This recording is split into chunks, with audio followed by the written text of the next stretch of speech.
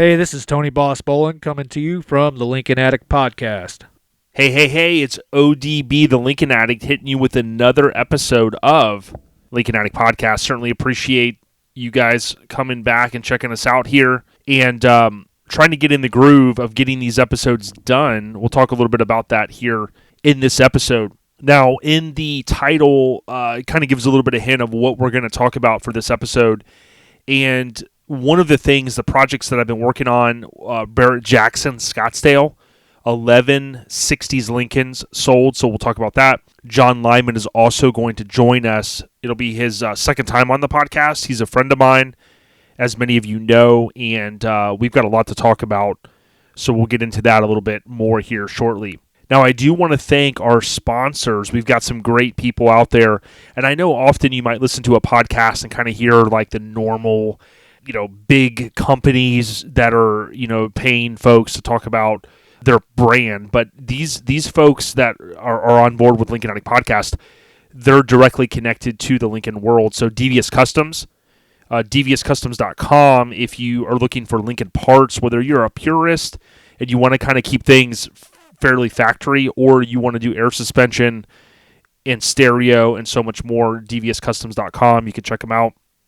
Again, even for the purist, if you want to upgrade your window switches without rebuilding them, he's got a solution there for you. So he's kind of got something for everyone. Colorado Custom Wheels, thanks to Michael and team. Colorado Custom Wheels, also known as CC Cycle Wheels. Hit them up, coloradocustom.com. If you want the Lincoln replica wheels, they can make those. And, of course, they make other wheels. Other folks on their Lincolns have ran different style wheels. And certainly you could hit them up. Steel Rubber. You've heard from Steel Rubber before on this podcast. Steel Rubber, STEELE, rubber.com. They make the best weather stripping in the business. And if you've listened to this podcast or checked out the YouTube channel, you'll know that these cars are really an investment. And you want to invest with good products in your car. You want to keep the rain and moisture out. You want to also keep the wind noise down. Steel Rubber, you can get a free catalog right from going to their website. And then lastly, Griot's Garage. Got to thank Nick and team over there. On social media, they've been really doing a great job of pushing their products. They're doing YouTube Q&As and things like that. But Griot's, Griots, garage.com, best, in my opinion, best detailing products in the industry. And there's a lot of companies out there. Griot's is the best. Hit them up or buy their products at your local store. Again, best in the business. So we got that kind of out of the way. We'll hear a little bit more from some of the sponsors throughout the episode as always. But I'm certainly always happy to sit down and talk Lincolns. And it's one reason why, although I planned to put this episode out weeks ago, just to keep it frank, I've been focusing time as much as possible on YouTube, and I started the project to go through the 60s Lincolns that sold at Barrett-Jackson Scottsdale. I had planned to go out there, and plans kind of fell through. I had some other things going on, and I was still able to cover it from a social media perspective, including YouTube, where I break down and I go through the 11 Lincolns that sold at Barrett-Jackson. So again, I want to talk a little bit more about that. On this episode also, as I hinted, John Lyman will join us, and John is a great guy. He is the owner of Stinkin Lincoln, Stinkin, Stinkin Lincoln, and he's, of course, been around Lincolns a long time. We kind of told his story. His audio, I think, was one of the few interviews that I've done on site. So I was up there at his facility a few years ago, and you probably have heard me, if you've listened to this, you've heard me talk about John, great guy. John recently moved, so I want to talk to him a little bit about that and how, what all, kind of goes along with moving a parts business. And then, of course, we want to talk about scammers because, dude, scamming is at an all-time high, and something that I'll cover right now that will lead us into a little bit later is people that scam. It's not just one business, right? It's not just one hobby, right? It's happening in all facets of, hot rods, old school BMX, Lincoln's parts, you name it. There's scammers out there. And I watch a YouTube channel, Jerry Rig Everything. Very cool channel. Always love. I kind of found him by watching some of his videos where he opens new cellular phones and he takes his knives and he kind of chips away and cuts at them to see if the glass is maybe as strong as the OEM say that it is. But Jerry Rig Everything, he's went into all kinds of other cool stuff. He does some car stuff. He does some, just different things, right? And he recently did a video about these scammers on YouTube, as an example. And if you've ever commented on YouTube, thankfully, knock on wood, our channel doesn't really have this problem because we're smaller. But if you've ever commented like on Dennis Collins or Jerry Rig Everything, or I'm sure Gas Monkey, these bigger channels, right? There's millions of them out there. Sometimes you'll get a commenter that'll come back, and it's like it almost looks like it's Dennis Collins, but you can tell. I mean, I'm skeptical of everything, so I look at the username and I'm like, that's some scammer. Well, what they'll do often, especially if you have channels like Dennis Collins, I think he does giveaways. I know Jerry Rig Everything does. He gives away phones. What they'll do is they'll comment back, and you think, oh, wow, I want a phone. And they'll ask you, okay, you need to pay the shipping. How much is the shipping? $20, $30, $50, $100. And they'll demand that you pay it through friends and family. And when you do, or not you, but when said person does, boom, scam is complete. Boom, they got their money. And Jerry Rig Everything, he went into a video recently where he ended up chatting with one of the scammers on his channel, and the guy was in some crazy kind of third world country, said his family's poor, and that he makes his total living in a year off scamming people on one YouTube channel, on Jerry Rig Everything. So the thing that I would tell you is, again, what we're going to talk about with John a little bit later is with these parts scammers, it is rampant. It's happening all the time, and I don't want you guys to fall for these part scammers. You know what I mean? So check out the Jerry Rig Everything. He actually does a chat with the scammer, and he talks a little bit about how that scammer literally just trolls that one YouTube channel all day, every day. He claims he makes $1,000 a day scamming people. I mean, he gets millions and millions of views on his videos. I wouldn't doubt it, but I would just tell everybody, you work hard for your money, don't get scammed. And oftentimes the scammer is going to try to undercut someone else's prices. Oh, yeah, I can get that shipped out right now. I got it right here. And all they have is a screenshot. Don't fall for buying parts from people that you don't know, or cars or whatever they're trying to sell. Oftentimes these guys are going to hit you up. How often is a parts supplier going out on Instagram and saying, hey, what parts do you need? It just isn't happening. Most of these guys like Chris at Lincoln Land or John at Stinkin Lincoln, they're waiting. They have someone by the phone, and when you call and you go, hey, this is what I need, and they go, okay, I have it, this is the cost, and you pay, it ships out. It's that easy. But I do know it can be enticing sometimes. You see something, you're like, oh, man, a set of bucket seats, man. I'd love to have those for my car. Those are kind of rare. Oh, yeah, and the guy says, hey, I got them. Well, how much? Well, it gives you a good deal, and you're like, okay, well, man, I want to send the money now. How do I send it? Just stop and think, who are you sending this money to? Joe Schmo that you does he have a website? Has he sold parts before? Can anybody else in the Lincoln community vouch for said person? There's other ways you can do things. Something I'll tell you, and again, I know this is a Lincoln Addict Podcast, so you might be thinking, hey, why are you talking about all this stuff? It's going to tie into what we talk about with John later. But in the truck world and the BMX world that I post stuff about on my other podcast, our lifestyle podcast, where we talk about mini trucks and 80s and 90s and BMX, there are a ton of BMX scammers. Old school BMX, as we call it, has come back full force. Many of us grew up in the 80s, even the 70s. Some of you guys younger, maybe in the 90s. And, old school BMX is awesome. It's back, and it's bigger than ever. And what some of these scammers do is they'll create an account that'll say, old BMX parts. And typically they have underscores in between them. And what they do is they take screenshots of all of these different BMX pages. And these BMX bikes sometimes can be $2,000, $5,000, $10,000. It just depends what you're looking at. And what they do is they build up, they buy their followers, and then before you know it, they've got 10,000 followers, and they've got screenshots of all these bikes. And what they're doing is they're trying to find someone that's like eager. They got maybe their a tax check or something, and they're like, you know what? I'm going to relive my youth. I'm going to buy this bike, $2,000, $3,000, $5,000, whatever it is. Insane, right? And what they do, it's just a total fake account. And you look at it and you're like, looks legit. 80s bikes. Boom. You pay them friends and family, money's gone. There's no recourse. And some of you guys know with PayPal and some of the other apps, I'm not as accustomed to like Cash App and some of those Venmo, but with most of them, especially PayPal, if you pay friends and family, there's no fee associated with it. You're 100% out. The money is sent. It's gone.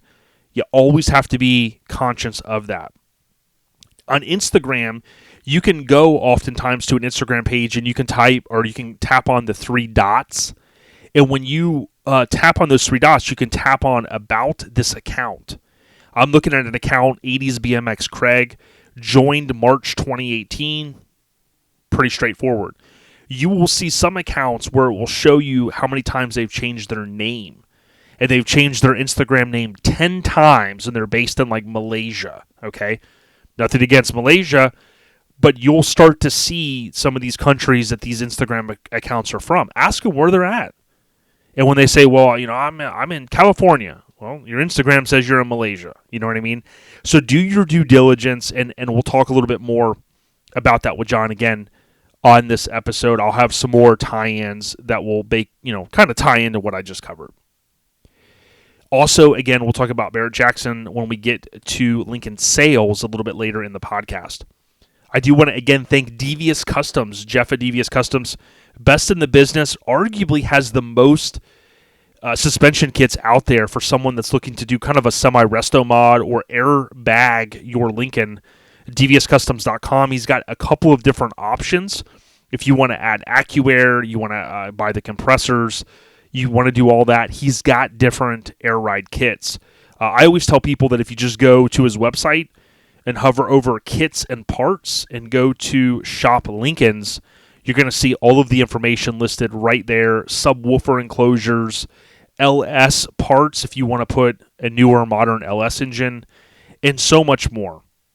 DeviousCustoms.com. He's got a few things on sale, and he's continuing to add to the selection of parts offerings right there on his website. Oh, by the way, if you want to book your car getting into Jeff, you got to talk with him. I know when I was there, he probably had 10 or 15 Lincolns-ish. And if you want to see a shop tour, you can go on Lincoln Addict YouTube channel, and you can check out the shop tour that I did right there in Riverside, California in September of 2022. All right, next, I want to do the previous episode recap. So obviously, the last episode was episode 28, and I feel like it's been forever. So, again, my apologies. I'll just leave it at that.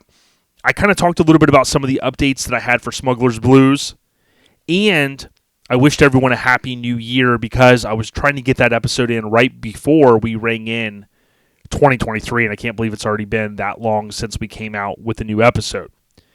What I would say is I am ramping up the content for our YouTube channel, and a lot of that is kind of just getting me in the mindset of more content. Some of you probably appreciate the listing reviews and the Barrett-Jackson review that we'll talk more about here in just a few minutes. And some of you might get bored with that, but at least it's getting me in the mindset of, okay, video, edit, clean up, post, boom, go to the next video, right? So if you're content creators or you have a YouTube channel, you know how important it is to try to get into like a groove. So what I've seen is great growth there on YouTube. I've seen we busted through 1,000 subscribers, so that's a fantastic milestone. some of the channels you watch probably have millions or hundreds of thousands of subscribers. That's no easy task, especially now. And, everybody's trying to kind of do this. And for me, it just gives me that outlet. I love listening to podcasts, but I also love watching YouTube because you've got the visual aspect typically and the audio. So rest assured, I'm going to continue to balance both. And hopefully I can also do some episodes, some kind of podcast, think a podcast episode in the future on YouTube. One of the recent ones I did, I think maybe the last one, I actually had video and audio. So I'm going to try to continue to push the limits there. And hopefully you guys will appreciate that. But I'll also be doing more car reviews / deep dives on Lincolns. And I did one with Chris Dunn's 61 that came from Strange Engineering. And I'm going to be doing some more of those. So keep it locked here to Lincoln Addict Podcast, however you consume these podcasts. But don't forget, also on YouTube, that's really where I want my mindset to be, balancing both the best I can. Previous episode recap brought to you by Griot's Garage. Again, follow Griot's Garage on Facebook or Instagram or on YouTube. They have amazing products. Their slug line is have fun in your garage. And I tell you what, in this the times that we're living, there are so many options for detailing products.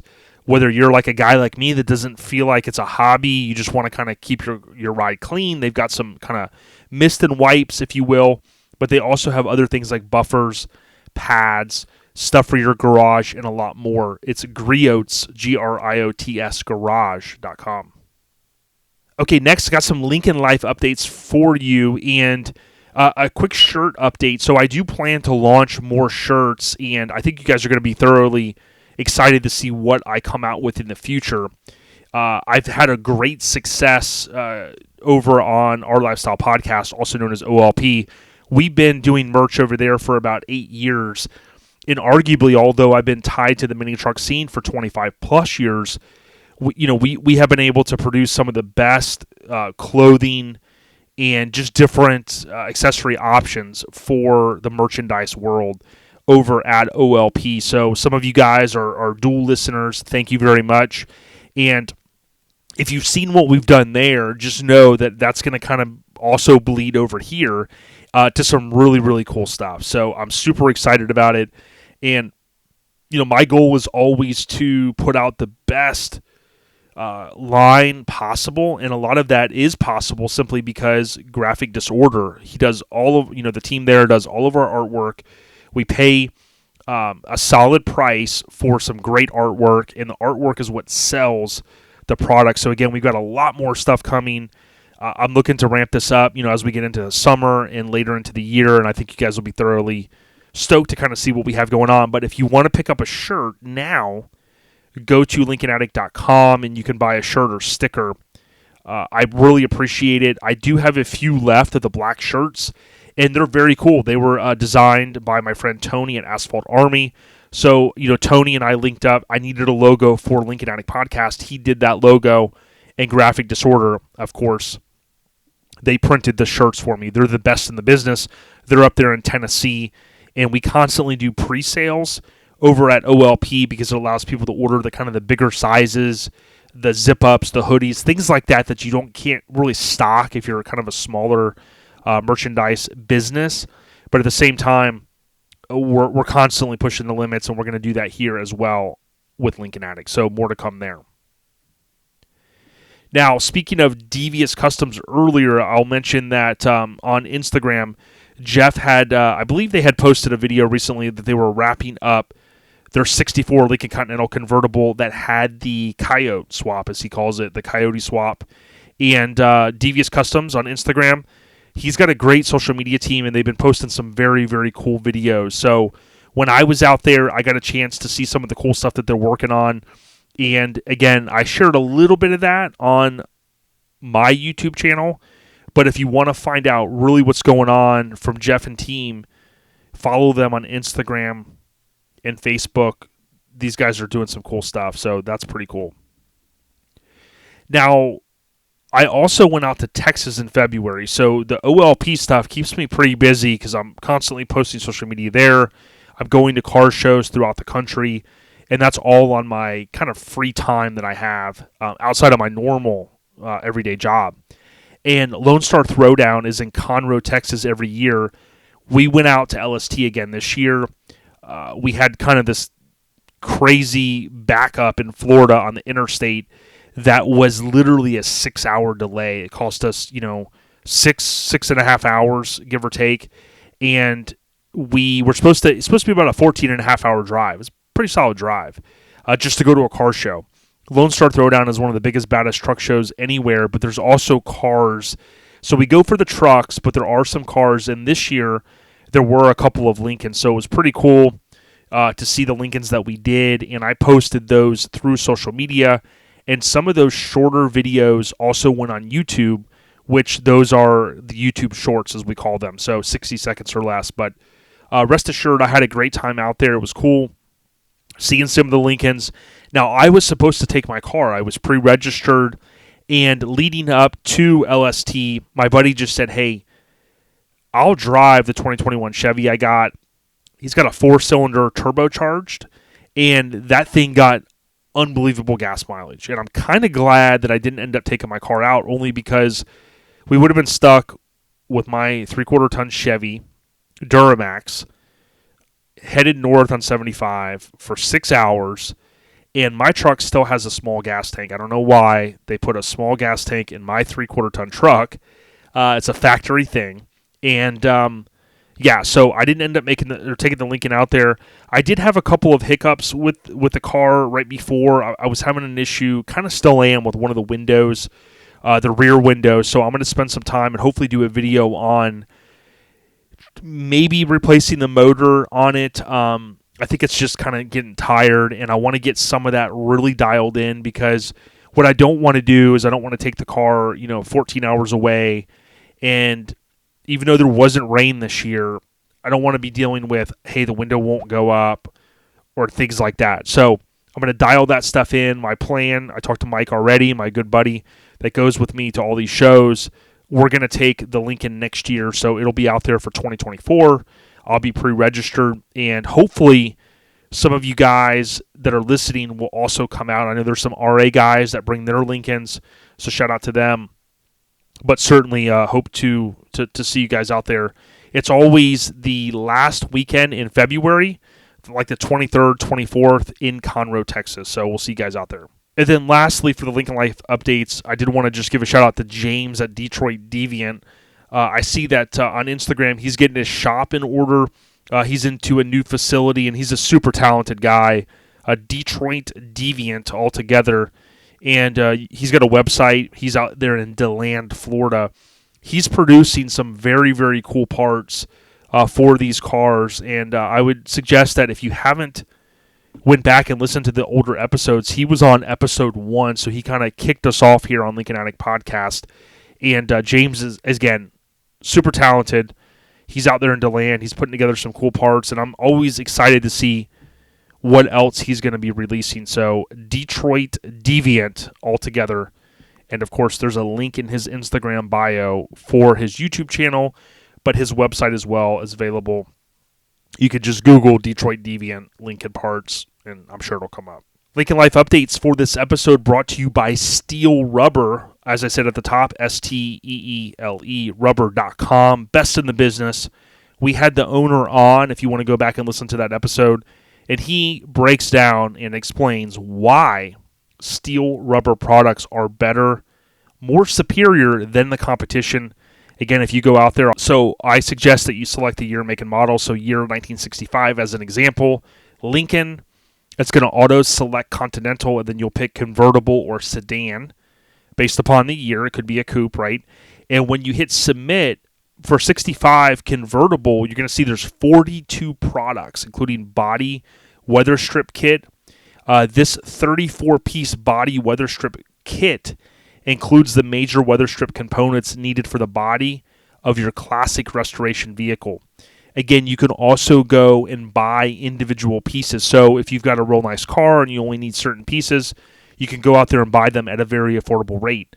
Now, I know you're going to look at some of this stuff and go, wow, it's not cheap. It definitely isn't. This stuff is an art, and it's great that they're producing these awesome products. So certainly, if you get an opportunity, go to steelrubber.com. They used to send out the catalogs. I think they still do. You can make your selection under catalogs, and I think they do an on-demand catalog, Universal, and some other catalogs as well. So check them out. Steel Rubber, thank you for the continued support. They're great people. Okay, next we got Lincoln sales. So I kind of transitioned just to talking about what we're seeing in the market. Not really so much cars I'm helping sell because I'm kind of trying to transition out of that a little bit. I will, for a small fee, post a car on my Lincoln Continental sales, and I'll continue to kind of feather in some different cars that might be for sale. But I'm trying to kind of focus on mostly reviewing what's out there. As I've said in the past, my big thing on it is I want for people to get a good car if that's what you're looking for. We often see what I refer to, and others as well, lipstick on a pig. And I certainly wouldn't want someone to overpay for a car that they shouldn't have to, right? And these cars are getting harder to get a nice one. They're getting harder to find. And I'm just trying to do my due diligence, maybe like more of a PSA, public service announcement, on what's out there.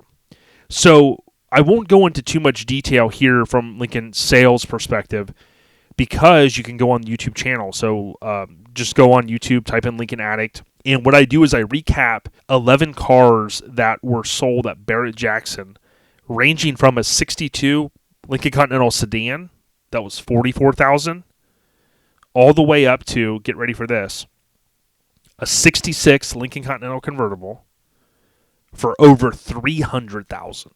Okay, that's a huge range of about $260,000 difference. And it might surprise you that a 66, right? So the 66, 67 arguably may not be as beloved as a 1, 2, or 3, or as a 4 or 5. So 61, 2s, and 3s are kind of in a category of their own.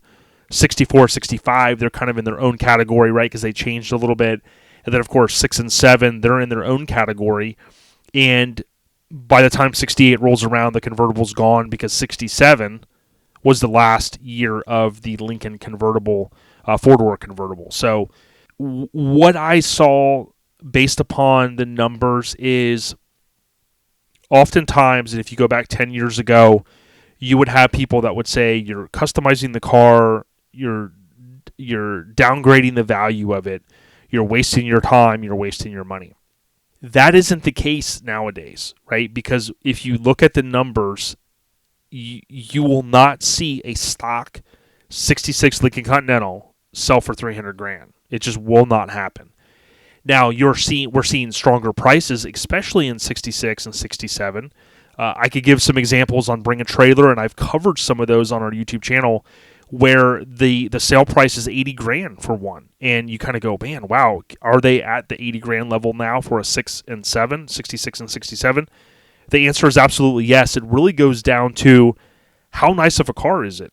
If someone has done a nut and bolt restoration, they've taken the car down to bare metal, they fixed any little issues, and the car looks as good, if not better, than when it left the showroom, which those are far few in between, then certainly those cars are going to demand, and they're also going to drive a higher price. But what we've seen from these, the top 3 sellers at Scottsdale this year was a 61 sedan, $231,000, custom, a 62 convertible, $275,000, custom, resto mod, 66 convertible, custom, resto mod, over $300,000, and I'll go one more behind those top 3. A 61 Lincoln Continental convertible, custom, $200,000. The only way you're ever going to get to those numbers in a Lincoln is if it's tied to JFK or Jackie O. We even saw the Lyndon Johnson car that sold not go for that much. Which, by the way, I don't think this is a perfect time to circle back on that. The Lyndon B. Johnson 64 that I did, I think I did a whole episode on. I know I did a YouTube, I can't remember now. YouTube is merging with the podcast. I either did a YouTube video or I did a podcast episode where we talked about the Lyndon B. Johnson. I think it was an episode because I talked about that was the car that was on the tarmac, unfortunately, when JFK's coffin was being loaded into Air Force One. And that car, so think about this, 64, very desirable year, white, kind of a desirable color, maybe more so than a red or a blue or turquoise, white top, and arguably I kind of broke down the work that had went into the car from a restoration standpoint. Even that car tied to an ex-president, 172,000. So I don't know if I covered that. Maybe I did on the December episode, but 172,000. That's a good price, strong price, but it's 64 is arguably more sought after than maybe a 66. And I just covered with you a minute ago a 66 with the buyer's commission sold for over $300,000. And if you want to know how, again, go check out my YouTube channel. And I break down, I'll go through the review. I'll talk about, why it brought that much money. What was someone thinking potentially? What did they want? And that'll give a little bit of insight to where the market's going with these cars. Now, as I've always said, am I 64? Am I 65? I have the MEL 430. I have, basically stock drivetrain, things that have been refurbished. The 65 is a super nice car I bought from Robert, and we're still loving that car. I don't foresee myself ever changing that stuff, right? But I do know there are people out there, whether we like it or not. I'm for resto mods, no complaints here. But the market is driving people to go, hey, I want a car, I want a Coyote swap, I want an LS swap. Mercury Marauder, I think, was one of the engines that was in one of these cars that went for over $200,000. So there's definitely a market out there for custom Lincolns. And, some of these cars were probably nice cars when they started, the restoration or the resto mod. Some of them might have been junkers. We just don't know. But bottom line, I'll continue to cover the information and, bring you guys as much content as I can as time will allow in a normal week. But yeah, that's kind of what I'm seeing. The market is being driven by, and you could slice and dice it and maybe say sports athletes, movie stars, TV shows, whatever. People that have money, that want to, don't mind spending $100,000, $200,000, maybe $300,000 on a car. Is it a good thing? I don't think it's a bad thing. It's not my money, so I don't really care. But, of course, being a Lincoln addict, I'm going to continue to cover it. So, the Lincoln sales brought to you by our family over at AccuAir. If you're looking to add air suspension to your car, look no further than AccuAir for your air management. It's accuair.com. AccuAir, of course, you can have plug-and-play applications. You can hit one button or just turn your key and start your ride, and it will automatically level to your drive height that you have preset. It's amazing.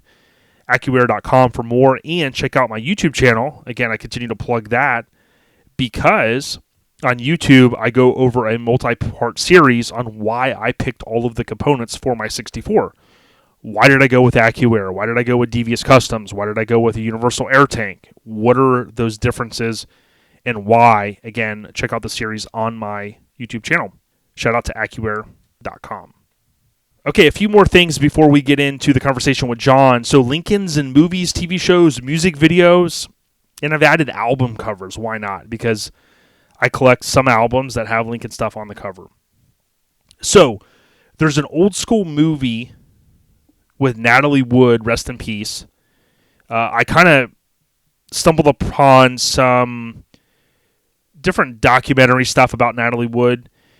Some of you that are a little older are going to know her. She's been gone now, unfortunately, 40 years, and very kind of strange on how her death happened. I still don't think the truth has ever really come out.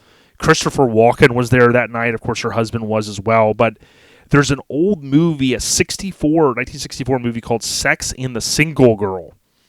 Okay, so it's not what you think. It's one of these, I don't know, old school movies. I grew up, my mom loves watching older movies and whatnot. But this movie is kind of a little quirky. You really can't find it to stream anywhere. I think if you want to watch it, you pretty much got to buy it. But there is a 64. Pretty certain it's a 64. It's funny. In some scenes, it looks like a 64. In other scenes, it's not a 64. Okay, it's one of those things. So I think maybe for a couple of the scenes, for the front, you could see the 64, the grill. From the back, it's like a 61, 2, or 3, and it's hard to kind of tell. But anyways, check it out. And if nothing else, it gives me one to talk about this week. And someone I had read somewhere that people were talking about the cars were on the wrong side of the road in certain scenes in the movie. And for anybody that's lived in California or knows some of the history out there, I think that was because the predecessor of Caltrans was just being built, right? So they were diverting one-way traffic onto all lanes to temporarily use that road. So that's a cool little fact that I found about the movie. Again, it's kind of a quirky one, but I love that we can look back at a movie. It's kind of like a time capsule, because if you go back to a TV show or a movie that was filmed in whatever month or whatever 6 or 8 or 10 week period in time, you can look at the cars, the buildings, the freeways, everything. It's like a snapshot of that era. So it's kind of cool. Check that one out. Sex in the Single Girl. Again, it was a 64 movie. And let me know what you guys think. Some of the websites have it listed as a 63 Lincoln. The front shots, little screenshots I took, I swear it looks like a 64. But of course the back we know is a 63 or 2 or 1 based upon, it's definitely not a 64 rear of a car. So let me know what you guys think. Chime in on our Lincoln Addict Facebook group. I'll get a little conversation going there, and certainly appreciate it. That's all I got so far for Lincolns in the Movies, TV shows, and music videos and album covers for this episode. I'll cover some more in the future. All right, so next, Smuggler's Blues, my 1964 Lincoln Continental convertible, and our 65 red convertible. These are two cars that I don't ever intend ever selling. They're kind of a part of our family now. And on the last episode of Lincoln Addict Podcast, I kind of talked about some of the air suspension stuff that I had done finally after all the years of waiting on the 64. All that stuff has been great. I did notice since then that I had an issue with my battery just not charging, and I've noticed this since I got the alternator. And I would suggest that anybody that has an alternator built, I had it built by one of the best shops I can think of in Tampa, and for whatever reason, when I got the alternator, I didn't think anything of it. And every time I drive the car, it seemed like, even though it was a high-output alternator, I'd get home and things were pretty sluggish. Well, what I found out after I got the car back from air suspension, naturally these Viator compressors are kicking on. They're pulling what they need to pull from the battery, and I could just tell things weren't right. One thing about AccuAir is it wants to have a certain voltage, or it's going to kind of act up a little bit. It doesn't want to see voltage under 12 volts. And in the AccuAir app, if you have that tied to your ECU Plus, you can see the voltage on the battery. So, I'm looking at it and I'm going, something just is not right. It's not going, it's staying around 12 volts. It's dipping down to 11.5. Something's not right. And my brain kept telling me there's no way it can be the alternator. I mean, I probably don't even have 500 miles on this car since I've done all this work to it. And my brain keeps telling me it's a new alternator, right? Built by one of the best shops around. Well, long story short, what I ended up doing was I contacted the place and I said, hey, is there any chance that you guys maybe put there's something else on it? It's, that's causing this, right? I just need to have a good ground, which I feel like I have, because, I've cleaned the paint or powder coat off, these different ears on the alternator and whatnot. And bottom line is they said, yeah, it should be charging. I've added now, at this point, I've got 3-4 ground straps on it. So I know I've got a good ground. Something wasn't right. So I took it down. They said, hey, it's late on a Friday. We'll call you first thing Monday. So they called me at 11 a.m. They said, hey, Jason, we want to apologize, which, again, you don't get this very often nowadays. And they said, hey, it's on us. And they didn't mean that the cost of fixing it was on us, because they had already told me they're going to take care of it. Basically, the brushes inside the alternator were not perfectly aligned. And what they explained is if those brushes are not perfectly aligned on these high output alternators that they produce, it's not going to do anything. And basically, it wasn't putting out anything. So They fixed it. I put it back on the car, and as soon as I started the car up, it was like boom. I have a power probe, stick it right on the battery, and you can immediately see within a few seconds, boom, voltage jumping up, 14.5, 14.8, 14.9. So got through that. Things are good. What I would tell you is if you have a high output alternator built and you're skeptical, or maybe you even order it for one of the bigger brands out there, certainly you can take it to your local alternator place and they can throw it on their machine. And they told me within 10 seconds of firing that thing up that it wasn't putting anything out. So you live and learn. If I ever had them build another one, I would just say, hey, if I was going to pick it up, can you throw it on the machine real quick and just double check it? I wasn't mad at the guys. I was more relieved that I got it figured out. So it is what it is. On Rita Hayworth, I did have a music video shoot. I may have mentioned that in the past episode. That was cool. There is a music video called White Walls by a group called Kings. Recognize Kings, or KRK for short. That's Kings with an S. Kings Recognize Kings. You can check it out on YouTube. Type in White Walls and Kings Recognize Kings. That will bring you to their music video called White Walls. And that is our red 65 Lincoln Continental convertible that we call, quote, Rita Hayworth. That's the name of the car. And not only did we get a chance to do a video shoot, but a couple weeks later, we also did a photo shoot, which they used some of the photos for, I think, the album single cover maybe, and some promotional type songs or photos, if you will. So that's kind of what we got going on there. I do intend to get over to Blair's shop, Lincoln Continental services, and sit down with him and finish the AC upgrade. We had gotten the AC to a point that we could, keep the car running and driving, but we still need to. I need to get a clutch, probably from Lincoln Land. I need to install that on the new compressor. I need to put the compressor in, install that, make sure there's no leaks, and then charge the system. So we're kind of on the downhill with that upgrade. I know there's some people that have asked me when I do a new video about it. I will certainly talk a little bit about if you're able to call and get some of these parts. I don't know how that's going to work out because I had some local friends call in some favors to get me the parts, and by doing that, that's going to allow for me to finish this upgrade hopefully soon. But I know there's people anxious going, hey, I want this stuff too. I just got to kind of figure out if there's going to be an easy way for you guys to call and order the parts. So more to come on that. Smuggler's Blues and Rita Hayworth. That's all I got for this week on those on those cars. Lastly, the shout-outs. I want to give a huge shout-out to David Escalante and the crew out there in California, the Suicide Kings. Good bunch of kinfolk.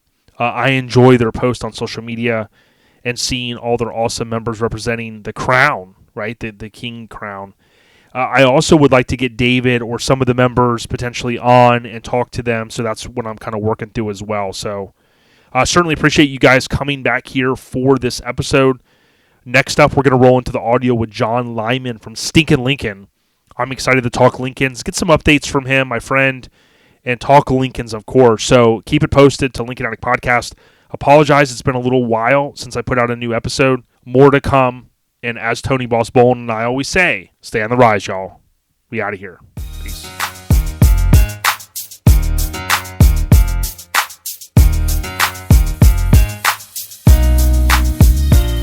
Hey, so as I mentioned just a moment ago, we're going to link up with John Lyman. And John, before we start, I just got to ask you, how you doing, my brother? Pretty good, man. Thank you. How are you? Good. Everything's good. Happy New Year, all that stuff. I know we're kind of a few months in, but I know you recently had moved your shop, but the good thing is, like the old Batman series, same bat time, same bat channel, people can still get a hold of you the same ways.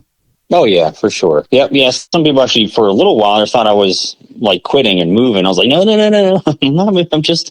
I'm moving. I'm not quitting. I'm not, oh, you're getting rid of everything. I said, no. I'm getting rid of junk here. I said, that, I don't want to take it with me. I said, but no, by no means am I quitting. I said, I'm moving to be bigger and better. But yeah, there was a little confusion during the move. Other than that, it was pretty smooth. Wasn't too bad. Yeah, you can Google John Lyman, Lyman, Stinkin, Stinkin, Lincoln. So John Lyman, Stinkin Lincoln. And if you Google him, you're going to see his Instagram pop up, LinkedIn, a couple of videos that we've done on YouTube when we were visiting.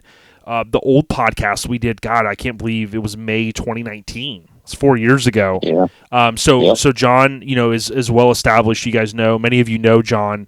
And before we talk a little bit about part scammers, which is going to be the majority of our topic, just in general, I know, you have the awesome 64 I love, the Vert, and some of your other cars and stuff. But how the car's been, your little collection of Lincolns? Pretty good, yeah. That's definitely a big perk of the job, is finding a nice little project you can work on and drive till someone buys it, with the exception of my green 64. But yeah, it's fun. Yeah, it's nice to be able to put that one away and drive something else for a while.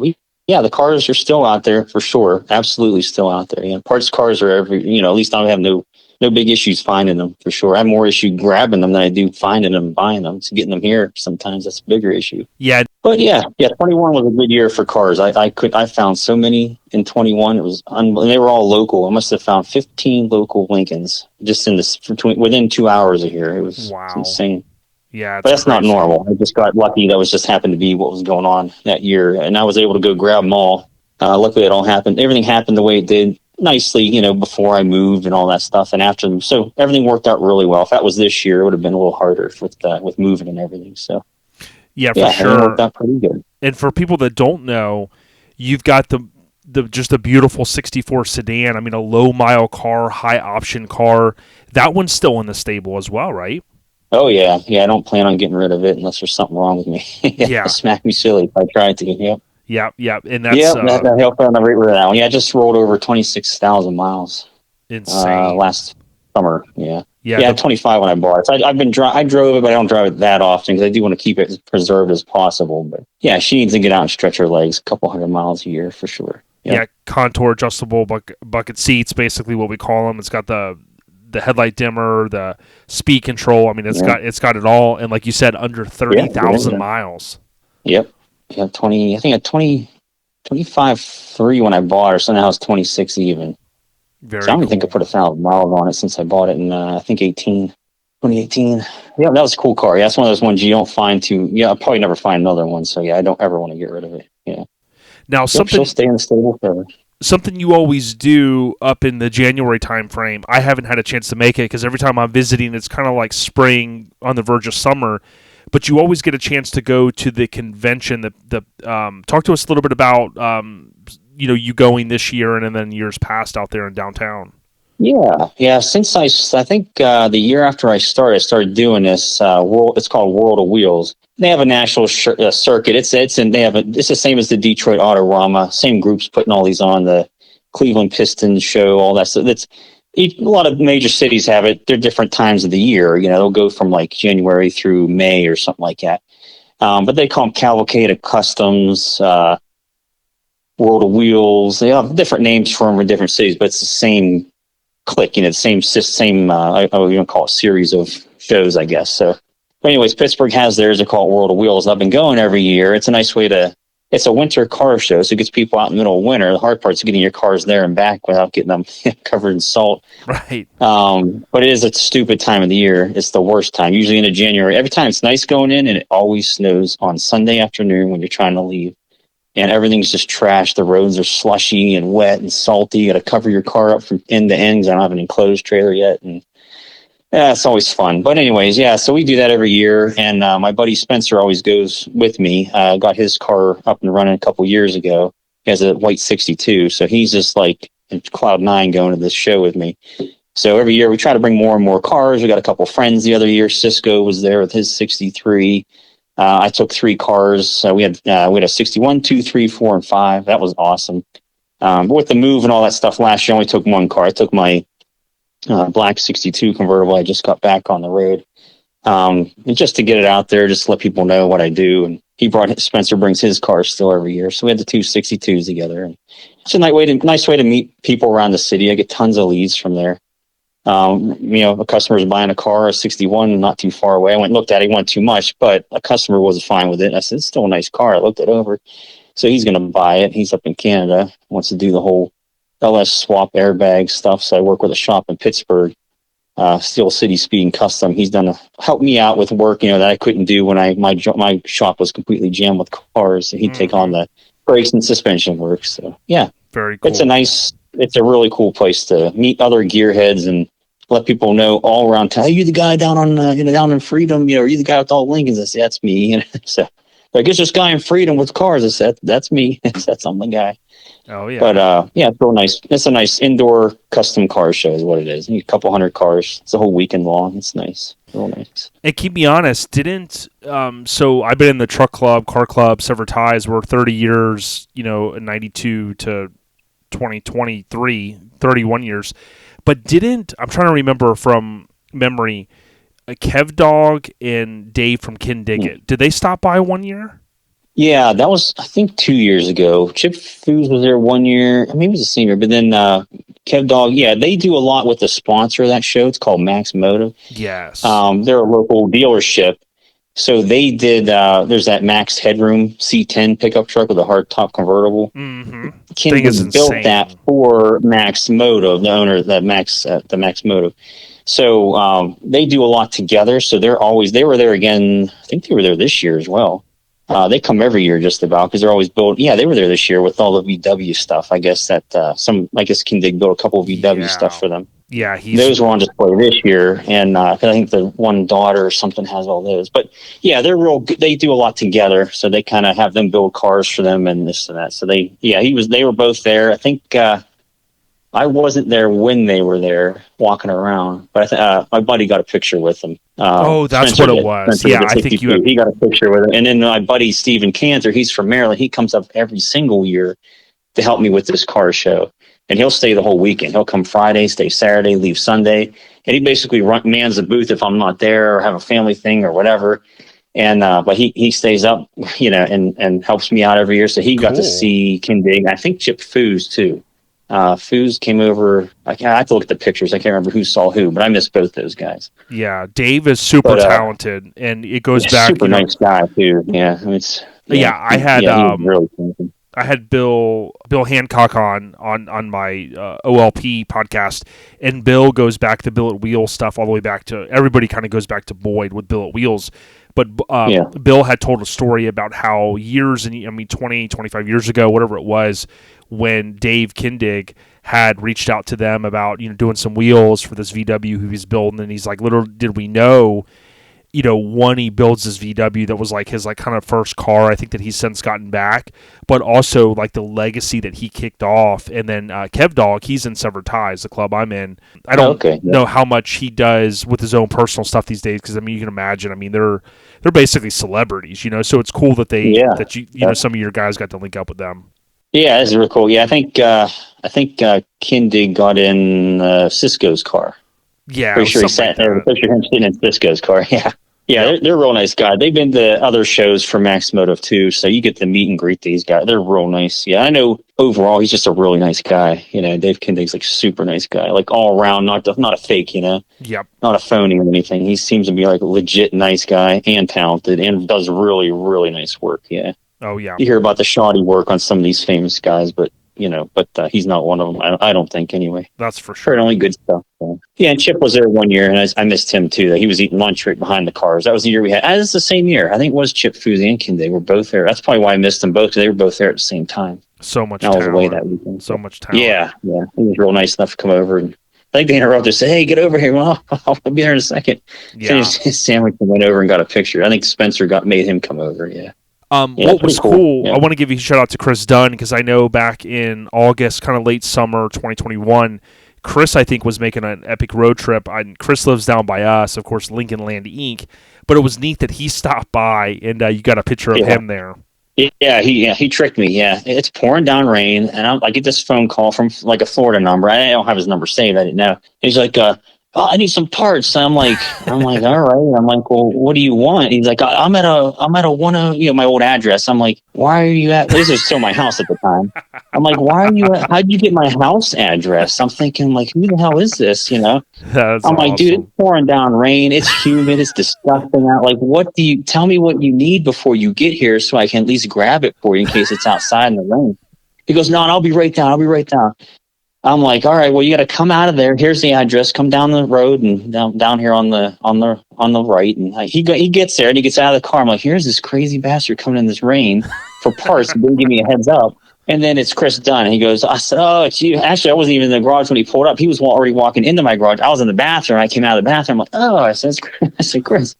I said, it's you. I said, he goes, yeah, it was me. I was wondering, how the hell did you get my address? Because it's not on my cards or nothing. Right. It's because he probably just uses, that's my billing address when I buy parts off him. So he probably just used that and dropped by. He did a drop by, but that wasn't my shop. Yeah, so I don't use it. I don't use this as my address. I said, but that's funny. I said, well, what the hell did you need anyway? He goes, no, nothing. I had to get out of the office. And I was like, yeah, I get out of the office and drive, 12 hours. Right. I said, you're on a mission to go somewhere else. I said, that's cool. I'm glad you stopped, But yeah, every time I go to Nationals, I see him. I saw him in Morgantown at the Lincoln in October in the Eastern Nationals. I stopped there on my way to pick up some seats from a guy in New Jersey. So he met me there. And I was walking through, and there was Chris was right there. He was just leaving. He said, I'm just leaving. I said, hey, man, how you doing? And talked to him there for a couple minutes. But I saw him at the Gilmore as well. That's where I first met him, up at the Gilmore Museum up in Kalamazoo a couple years before that. I had taken a car up there, and he was walking around. He goes, oh, you're the Stinkin Lincoln, John Lyman. I says, yeah. He goes, I'm Chris Dunn. I said, oh, okay. He was the only genuine guy that was crowding around my car when I brought a 66 convertible there. It had the bucket seats and everything, but it was a really ratty car. Shout out to the ratties. You know what I'm talking about. Yeah. So just ratty as hell, but I got it running, driving, got the windows working. So I'm going to take it up there, sell a couple parts. I'll take the car up and I'll, put it for sale. And everyone was tearing that car apart. And Chris said, don't listen to those guys. He's like, you got the car. He's like, the car's on the road, right? And I said, yeah. He goes, that's all you can ask for. I said, yeah. They're nitpicking because I switched the switches out to 67. They were 60. I said, they were all broke. All I had was 67s at work. So I just put them in. He goes, don't listen to those buttheads. He's like, the car's great. You saved it. You're going to find a new home for it. And he's like, that's all that matters. So he was the only genuine guy there that wasn't tearing my car apart. And I was like, yeah, I brought it to the Purist, Purist car show, and everyone was getting all bent out of shape. I said, I just got it back on the road a week ago. I said, I decided to bring it up. So chill out. But yeah, he's a great guy. And, many people may not know, it's like he's generally, a Lincoln addict, so to speak, but he is. Yeah. He's all about, he'll restore a car, and he likes to have it where he can start it and drive it. I mean, we've had hurricanes down here, so he likes to be able to move his cars if he has to and stuff. He doesn't want them to be down too long, right? None of us do. Yep. But, Chris is just one of those genuine guys out there, so that's cool. But I remember one of maybe not the first time I came up, we always go to Permane Brothers, which I love up that way, and obviously I'm an outer towner because I love it that much, but I remember you had the turquoise-ish 66. That's the one I took to Michigan. Yeah, that's what it was. Yeah, and that one ended up going overseas, right? Yeah, I went to Poland. Yeah, Poland. Yeah, yep. Which is cool. Yep, and I gave that guy no surprise. I said, "This thing is a rust bucket, dude." He said, "That's okay. We fix. We make all the metal here. We're old school." He's like, "We still have body guys that can do metal work." I said, "Okay," because I hear no one's gonna buy this thing here. I said, "But if you want it, it's yours." And he said, "Okay." Yeah, and it was a nice car. Yeah. Like you said, it just had some things underneath. It just needed a little attention. He sanded the fender down. There must have been half an inch of Bonda, filler on that fender. I couldn't believe. I knew it had work on it, but I was like, "Oh my god!" I said, "There's no way." A magnet stuck everywhere I tested, but not there. And then he sanded down. Look how bad this was. I said, "Oh my god, that's all."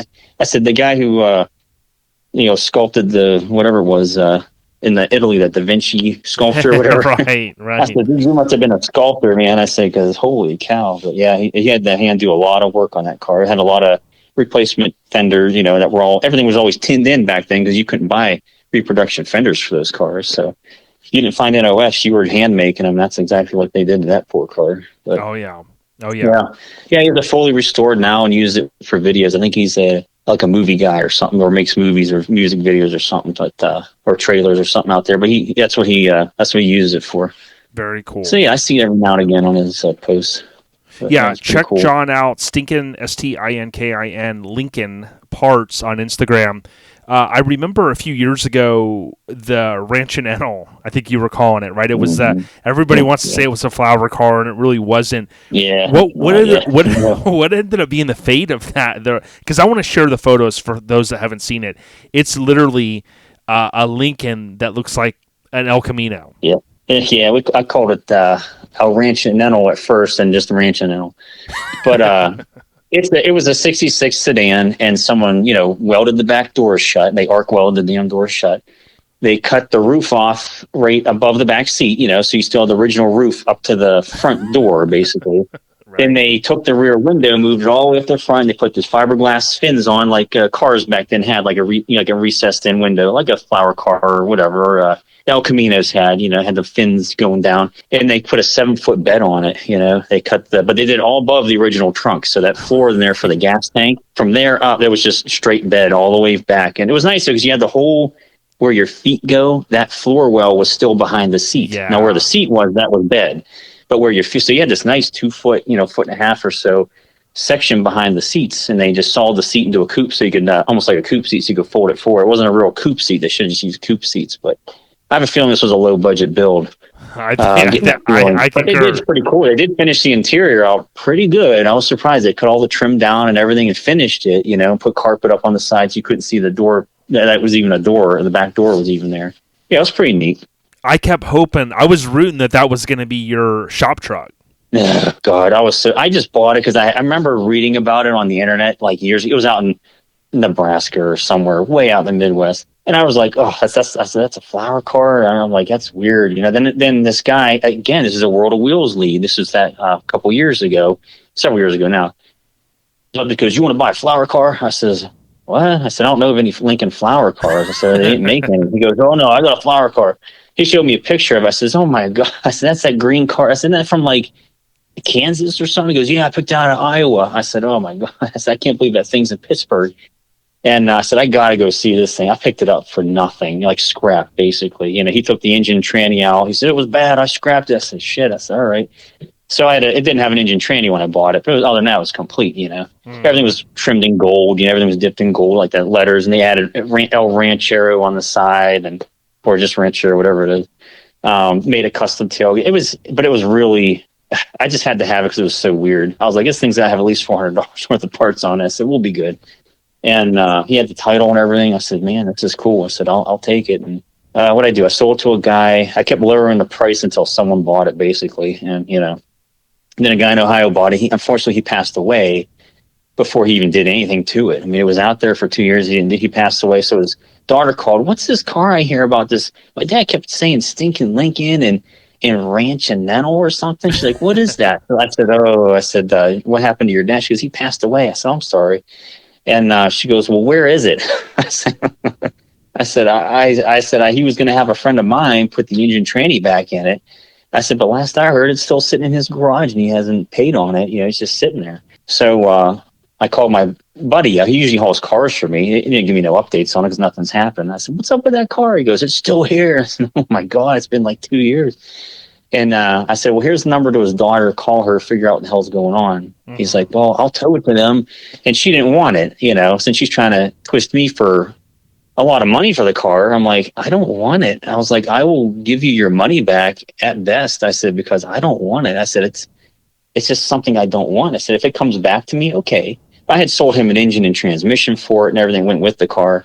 I pulled out another car that was running, and he wanted me to do it. I said, "I don't do that. I'm not getting into that. I'm too busy with parts." I said, "But here's someone to call." And it just never happened, I guess. So then my buddy, the guy hauls cars for me anyway, brings the damn thing back with the engine strapped to the trunk.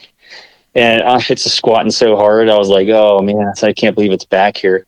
Then took a couple of months, I think. I had it for maybe three more months or so. Now it's down in Texas.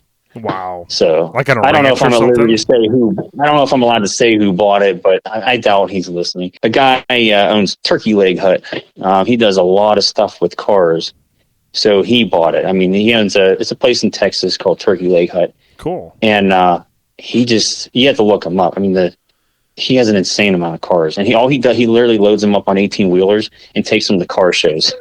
Like, I'm talking like 6 or 8 semis full of cars, and he just loads them up every weekend and goes to car shows. It's crazy. Biggest turnout. He takes his food truck with him, to sell Turkey Leg Hut stuff. It's a real popular hot spot somewhere. I don't know if it's outside Dallas. Yeah. I think Houston or Dallas. I can't remember. Somewhere down there. Yeah, but, Houston area. Yeah, he loved it. Yeah, he loved that thing. He's like, "I want that." I said, "Well, it's yours if you want it, man. Just get someone to come and get it." So he was real quick. He got someone to come and get it within 2 weeks. I was real happy. And yeah, it worked out really good. So he's like, "I'm going to give it another chance." He's going to use that for his business. I said, "Okay." I said, "Sounds good." It needs to be used for something. So I saw in the picture, one of his backgrounds of his pictures, it did make it to Texas somewhere on one of his, he has like a ranch and has cars, big buildings with cars in it. And I saw it sitting out there one day. I said, there it is.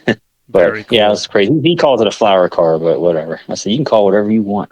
You can call it a chicken leg haul, a turkey leg hauler for all I care. I said, you can say it was custom built for that. Whatever. Call it what you want. So that's where it's at now, or last I heard anyway. So I was waiting for progress pictures. I haven't seen any. Yeah. Oh, yeah.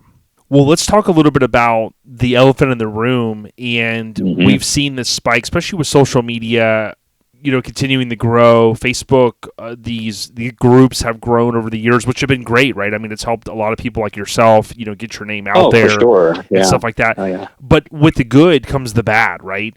So lately what we've seen, and I kind of alluded to this in my little intro segment at the beginning, is like, whether it's old school BMX stuff, if it's certain kind of parts, the Buick community, all these different, facets of the hot rod industry and whatever, there's always going to be scammers, right? Because they know, hot rod people, they got money. Lincoln guys, they got money, this and that. What are some things you want to talk about as it relates to what we're seeing with the spike of scammers in the Lincoln community? Well, I mean, being a parts guy, I obviously see this all the time. I'm always on there looking for, whoever who needs something or whatever. But then I see these posts. I'm like, well, that's my car, or that's the other guy's car that I tried to buy and didn't get. And that's the picture from 4 years ago. And you start looking, the guy's names like, Robertson, Ferrisol. I'm like, that's not even a real name. And then they're like making up names. Or what I find is it's like saying, hey, this is George Smith. But how does that sound in, another French community, like let's say, Georges, this or that. So they're spelled like Jorge, I'm like, that is not, this guy doesn't live in America. Like, right. So it's kind of obvious when you see weird names as red flag number one. But I get all these, my customers are messaging me, just go legit. Do you scammer? I see you scam. I'm like, yeah, dude. I'm like, if you have to ask me that, then yes. Like, you shouldn't have to ask me if he's a scammer. I said, go scroll down on his page. And sure enough, there's a picture, Felix LaForest switches with his logo on. There's a picture of my bucket seats with my logo right on the trailer. That's why I do it. And I'm like, and my taillights, my custom taillights, I'm like, these guys don't sell my stuff. I said, this is all scam stuff. All you do is just scroll down their page. They're no older than 2 months old. There's no way you get 6,000 followers in 2 months. It's my theory that you can actually buy your following if you want to. You pay them, hey, promote your things. We'll get you followers. You literally can buy fake followers, just to make yourself seem more legit on Instagram, which I think is pathetic. But you can buy promoting this and that to get more followers. I'm like, why the hell I don't want random people that don't give a crap about me following me, Yeah, so, well, here's what we're seeing. You see a profile a couple months old, that's the red flag. Yeah, over at Our Lifestyle Podcast, here's what we're seeing. Like, you could even take it out of the parts, right? What we see is we pay, as I mentioned earlier to listeners, a good amount for our artwork, for our merchandise. We go through Graphic Disorder, right? These guys have been around. They do all of Dave Kindiggett. They do all of Bitch and Rot, all of the stuff for, Kindiggett Shop. They do all the, all this awesome stuff, right? They do artwork and they print. Well, basically what we're seeing is you have these scammers that take screenshots, right? And then you go to their page, and their page somehow has 10,000 followers because, to your point, they bought some.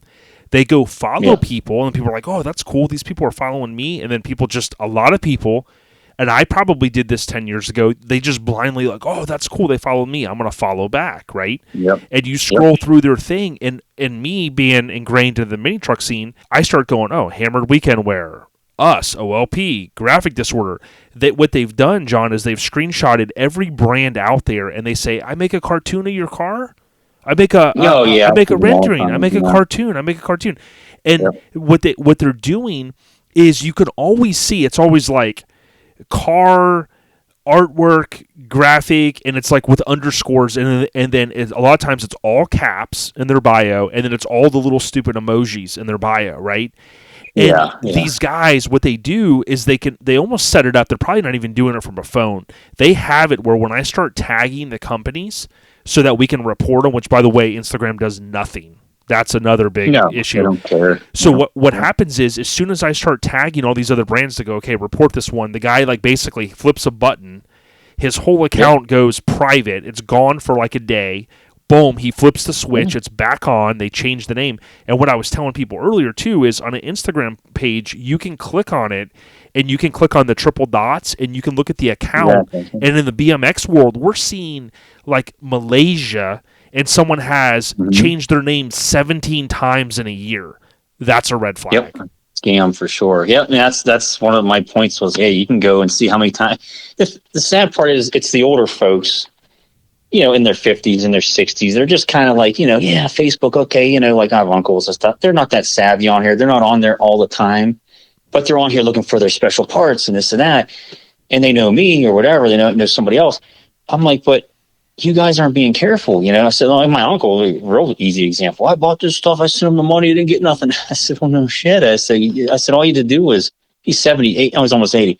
I said, all you do is just go on their profile and look. I said, it takes 2 minutes to find out that they're a scammer. But they haven't been around this stuff long enough to know all the little loopholes things you can do to check up on them. They're just super trusting. And I'm like, no, you can't. I said, you can't trust. You send him $200 here. He gets it from 8 other people today. He just made $2,000, $3-4 grand a day ripping people off. I said, there's nothing anyone can do about it. I said, you send it friends and family, or you did, Cash App or whatever, something you can't get your money back for.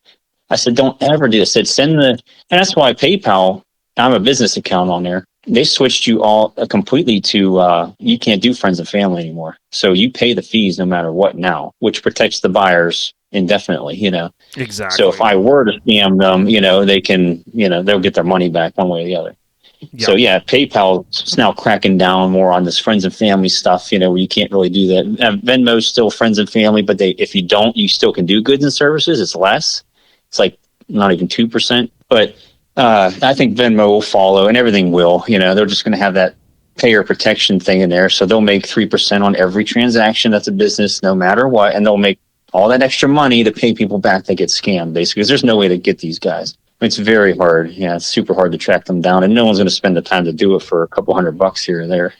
Yeah, and I talked to the listeners. At the end of the day, it's got to cost them millions of dollars, but they're making tens of millions on the insurance. That your buyer protection that I have to pay for, in every transaction. So that's just how it's just what it is. You screw someone over and you work it down the line so that at the end everything costs more, and I got to charge my customers 3% protection fee because I'm not scamming them. So there's no reason for us to say, well, sorry, but you got to pay it. If you're going to use PayPal, there's 3%. I'm not going to put in the price in case they pay with Venmo or a check or something, then I won't, then they don't have to pay it, so yeah. And PayPal, I mentioned to the listeners earlier that I watch a lot of YouTube channels, and there's a guy that I watch, Jerry Rig Everything. He's got a great channel. He talks, a lot of cool stuff he covers. But recently he did a video talking about, even on YouTube, what you'll do is, like, let's say you comment on one of his posts, right? Or he does these phone giveaways, right? And they're legit. But then you have somebody comes in there with like a name that looks just like his, but you can tell, right? I mean, you look at it and you go, okay, that's not him. He's not going, hey, you won a phone, John. You have to pay shipping. Well, how much is it? $100. Send now. And the guy that he ends up doing a chat with on there, basically, he's in some weird third world country, and he confides, he goes, we're poor. And he claimed to Jerry Rig Everything that he makes $1,000 a day. Now, granted, is that American? Is that local? I don't know. But he claimed that he makes $1,000 a day, and he only works that one YouTube channel. Wow. And people wonder, right? And what Jerry Rig Everything did when he talked to this guy through a chat is he said, look, he goes, I don't want anybody to get scammed. That's why I'm doing this video. But he said, if you really break it down, scamming, which we all know, like, I mean, if you've got any kind of morals, you don't scam people, right? But scamming at the bottom line of it is it's a business for people. I mean, they get up, they go clock in, they work an 8-hour shift, however much they scam. I mean, it's just, if you think about it like that, like I tell people, I'm the worst if someone knocks on my door and they say, hey, even if it's a kid going, hey, I'm selling candy bars. I've had people come up with kids and I can tell something's not right. I'm like, there's some weird scam going on. And what I've seen is, I tell myself this, if somebody knocked on my door and said, hey, I'll give you something. Will you give me $100? I'm not just giving a stranger $100, you know? So I would caution people, don't do it on social media either, or any amount. Well, I mean, it's just insane what's out there and why people do it. I mean, it's just like robocalls. You get those scam phone calls all the time too. I'll answer some of them and I'll just get on them just like, how you live with yourself, you piece of crap, dirtbag. And then they go sit there and say all kinds of like really rude, like lewd stuff to me, like, your mom, blah, blah, blah. I'm like, I said, man, you guys are a big loser. And then, I just wasting their time. So it's one less person they can call and haggle. I'll just leave the phone on the fender while I'm working and just let it ring and waste their time. Sometimes I'll put the phone on the hood and I'll blow the horn real loud. And one guy thought, he's like, oh, that hurts. I said, good. I must have had a headset in or something. Oh man, I had the air horn on the Cadillac. I blew it. It was loud. Everyone came running out of the building. Are you okay? I'm like, oh yeah. I said, but the guy on the phone's not. His ears are bleeding.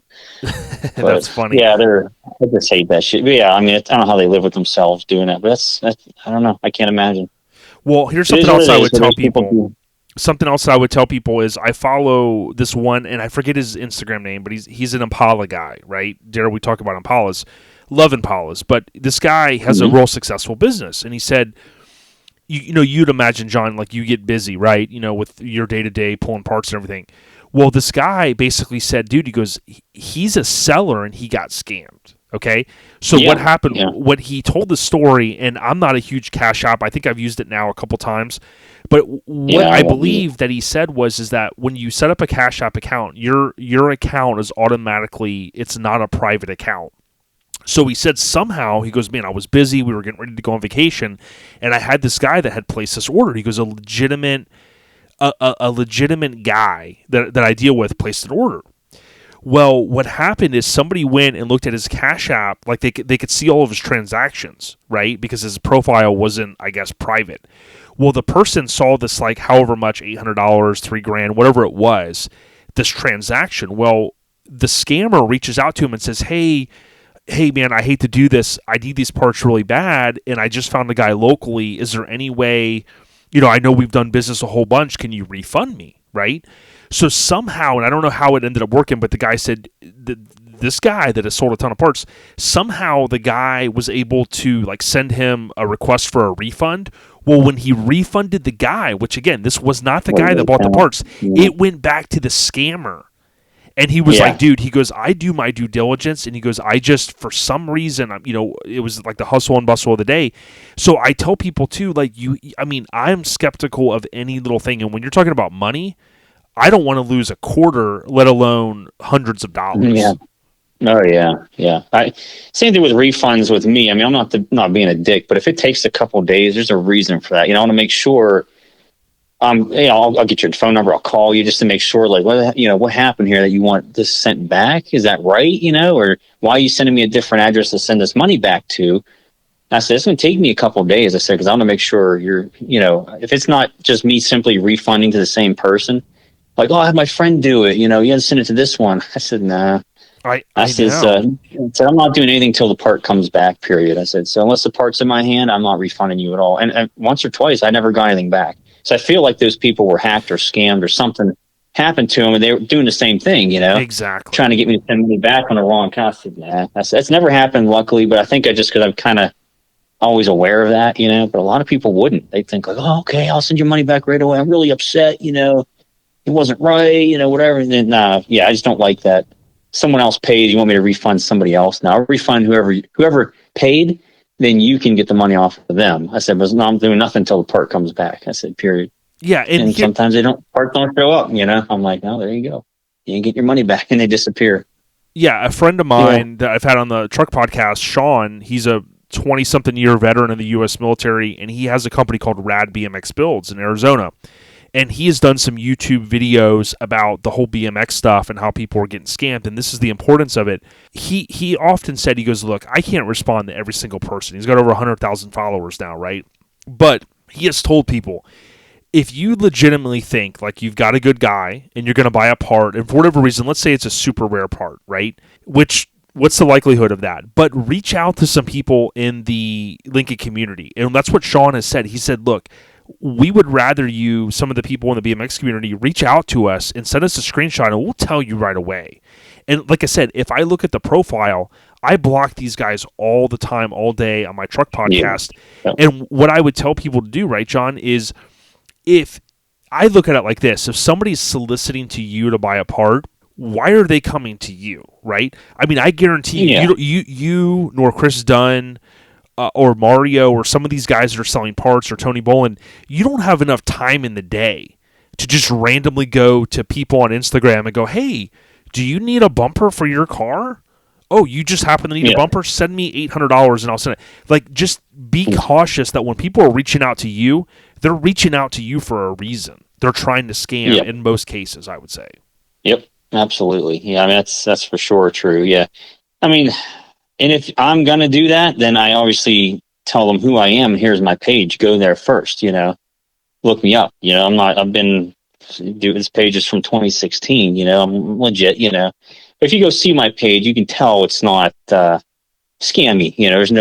I stopped doing pictures of parts because no one cared about them. Instagram's different than Facebook. Sure. So I just started posting cars, and then all of a sudden the likes go through the roof and everyone follows you, this and that.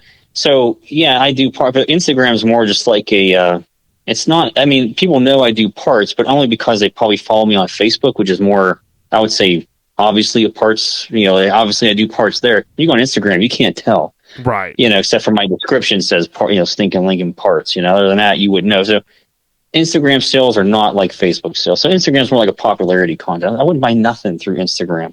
I think that's a terrible idea. Like, because you can hide so much in there, and you can be anybody you want. You can change your name. It's the perfect place for a scammer.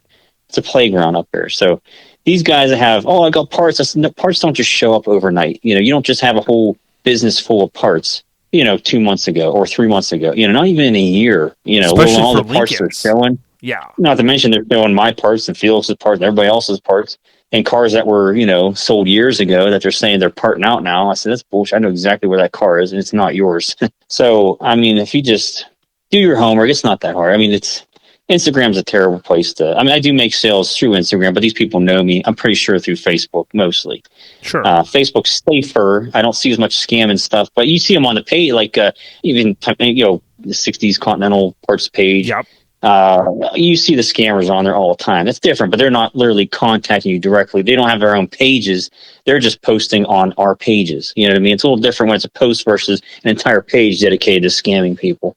But they are taking over the posts. And so Facebook, they post crap, like individual posts in people's pages. And then Instagram, they have their own damn accounts. It's two different kinds of people here. People looking for people who have parts on Instagram, which is dumb. Then Facebook, they're just going, hey, there's a page. I'm just gonna go on here and say I have this car and there's that burgundy 66 convertible over now. That's got to be a scam. I know whose car that was years ago, and I think those pictures are from years ago. So I know the guy's not parting that damn thing out. I think it's a scam. But it's funny though. I've been accused of by some people, not some people, one person, that I literally have blamed people who aren't scammers for being scammers. I'm like, well, hey, man, I said, if you got red flags and your profile's 2 months old, here's my list, okay? They turn off commenting. There's red flag number 1, which is what this other guy does with the 66. Okay, so even if he seems legit as hell, don't turn off commenting because then you seem like a scammer. Message me only, Right, because people then can't go, hey, because what they want to do, right, this guy's real quick. A scammer. Yeah, right. So all I do is take a screenshot and then post right above there and say this guy's a scammer. It's like there's other ways around it, but yeah, it's more work. People might not be more apt to do it. So, but yeah, normally just say, hey, guy's a scammer or beware, watch what you're doing. I said, it's better for me to say something. If you look scammy or you sound scammy, you should be called a scammer. So you should do a better job proving you're not. Then you won't be called it. I said, I've never been called a scammer. You know why? Because I speak the word, the lingo, the Lincoln part. I say what the people need. I give them the info, the details they need to know that I'm a real Lincoln person. I'm not just sitting here saying, I have parts, message me directly for discussion. The lingo they're using is crazy. It's not even normal English. I know nobody talks like that. Here's one is, up for discussion is this 62 sedan. It is available for up for discussion. Like what? I'm like, that's not even anything anyone in the best regards, have a favorite flavorful day. And like you said, stupid emojis, clown face, bananas. I'm like, no, we don't do that. And no one I know would do that. I would buy parts off a guy throwing up clown face emojis and bananas and eggplants and stuff. No way. Pass. Red flag. Right. But yeah, the goofy names, they spell them weird. They're saying like I said, Jeff might be like Jeorffreiah. I'm like, that's not how you spell it here. That's how you spell it in France, not here, So, and ironically, French is how I kind of think it, and there's a lot of scams now come out of Cambodia Cameroon. No, is it Cambodia? Cambodia. I can't remember. Cameroon's Australian. Right. Cameroon. I can't. So I think, you go on the guy's name, Douglas Bill or Douglas Bill Williams. I'm like, okay, that's whatever. So let's click. It's an old guy, with his grandkids, like something taken from the Cracker Jack box. And you start scrolling through check-ins, dude, check-ins somewhere in Cameroon. Okay, or no, Cambodia. Sorry, I keep saying Cameroon. Somewhere in Cambodia. Not one of his friends is American, okay? They're Cambodian friends.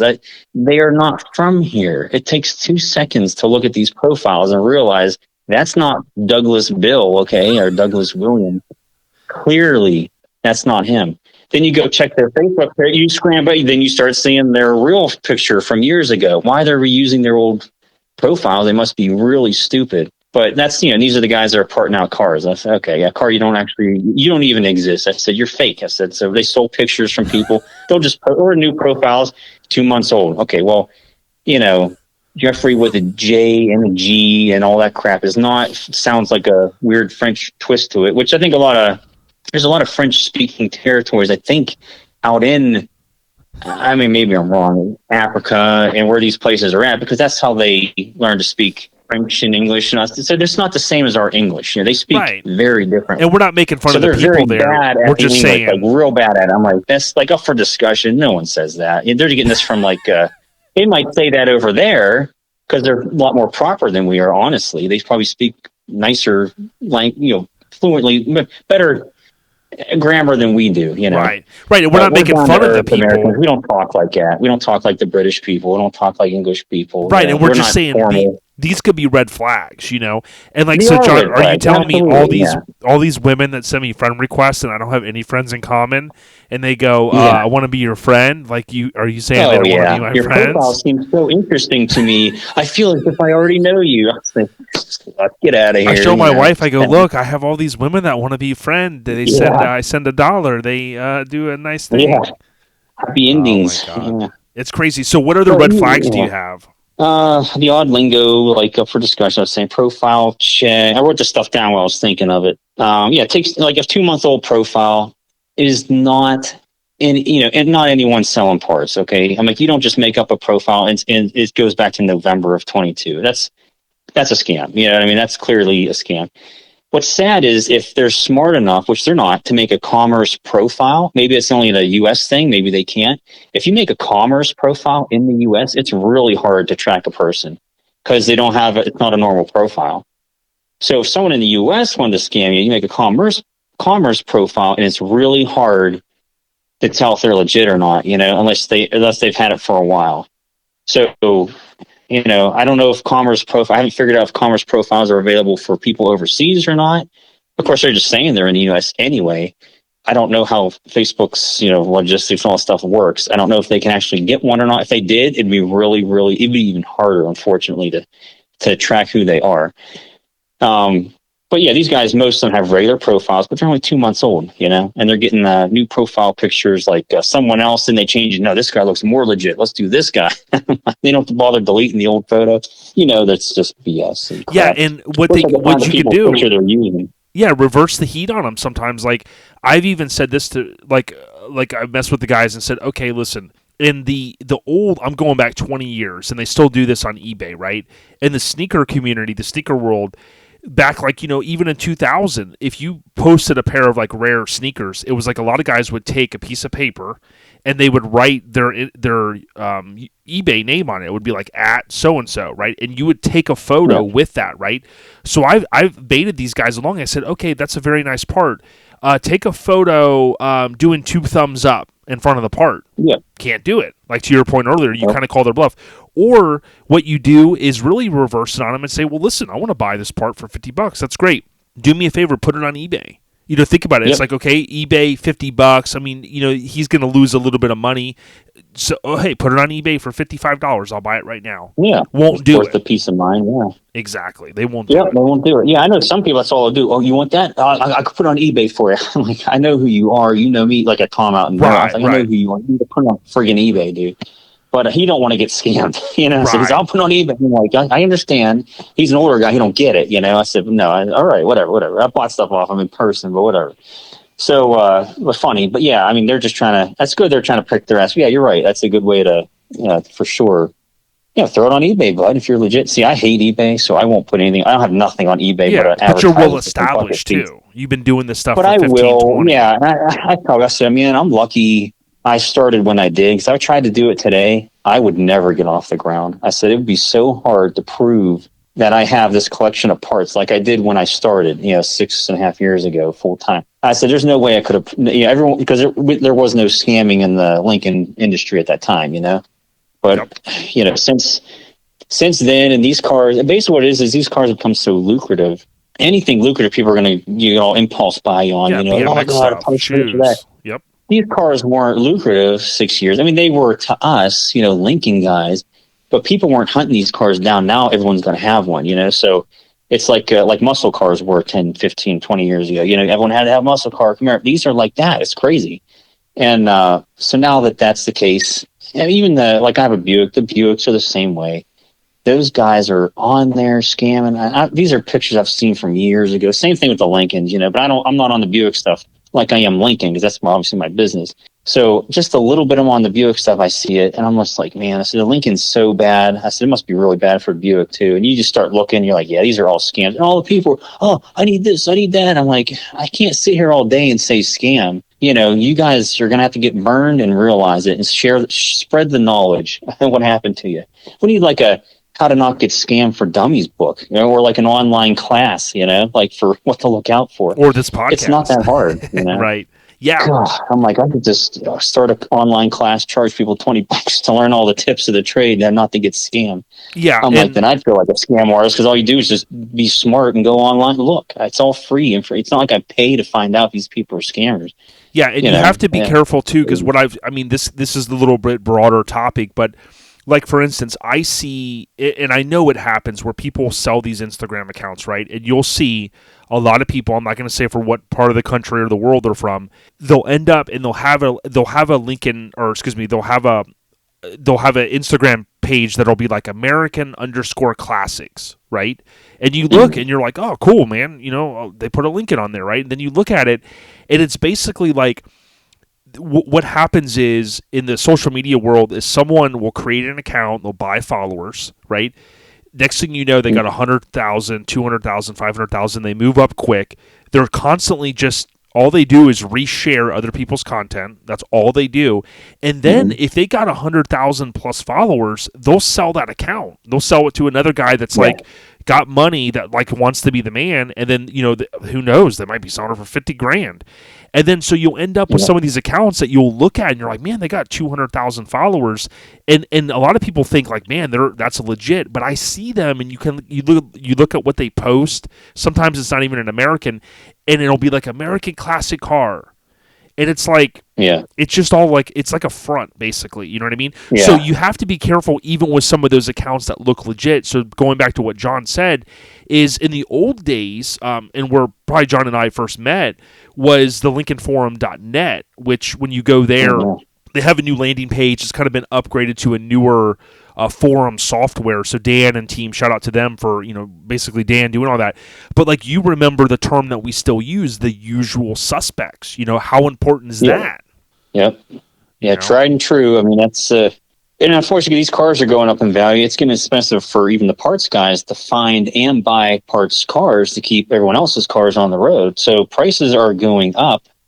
Not just because it's not like we have materials costs, like, oh, the wood's up, prices of cars go up. And it's not that. It's that at the same time, these cars have gotten so, popular and lucrative that it's harder to find a cheap parts car to be able to pull the parts off and sell them at a reasonable price anymore, So, it's just same way everywhere. I forgot where I was going with this. But. Yeah, no. And what I would tell people to do, though, too, is to your point earlier, is like in the old Lincoln forum. Obviously, I know not everybody's going to go to the forums, but you can go in there and any one of the folders, there's the AKA Lincoln Parts Suppliers, AKA Usual Suspects. And that list, to Dan's point, with Facebook and stuff the way it is now, a lot of people don't want to go to a forum, right? And he says, this stuff isn't always on Facebook, which I agree.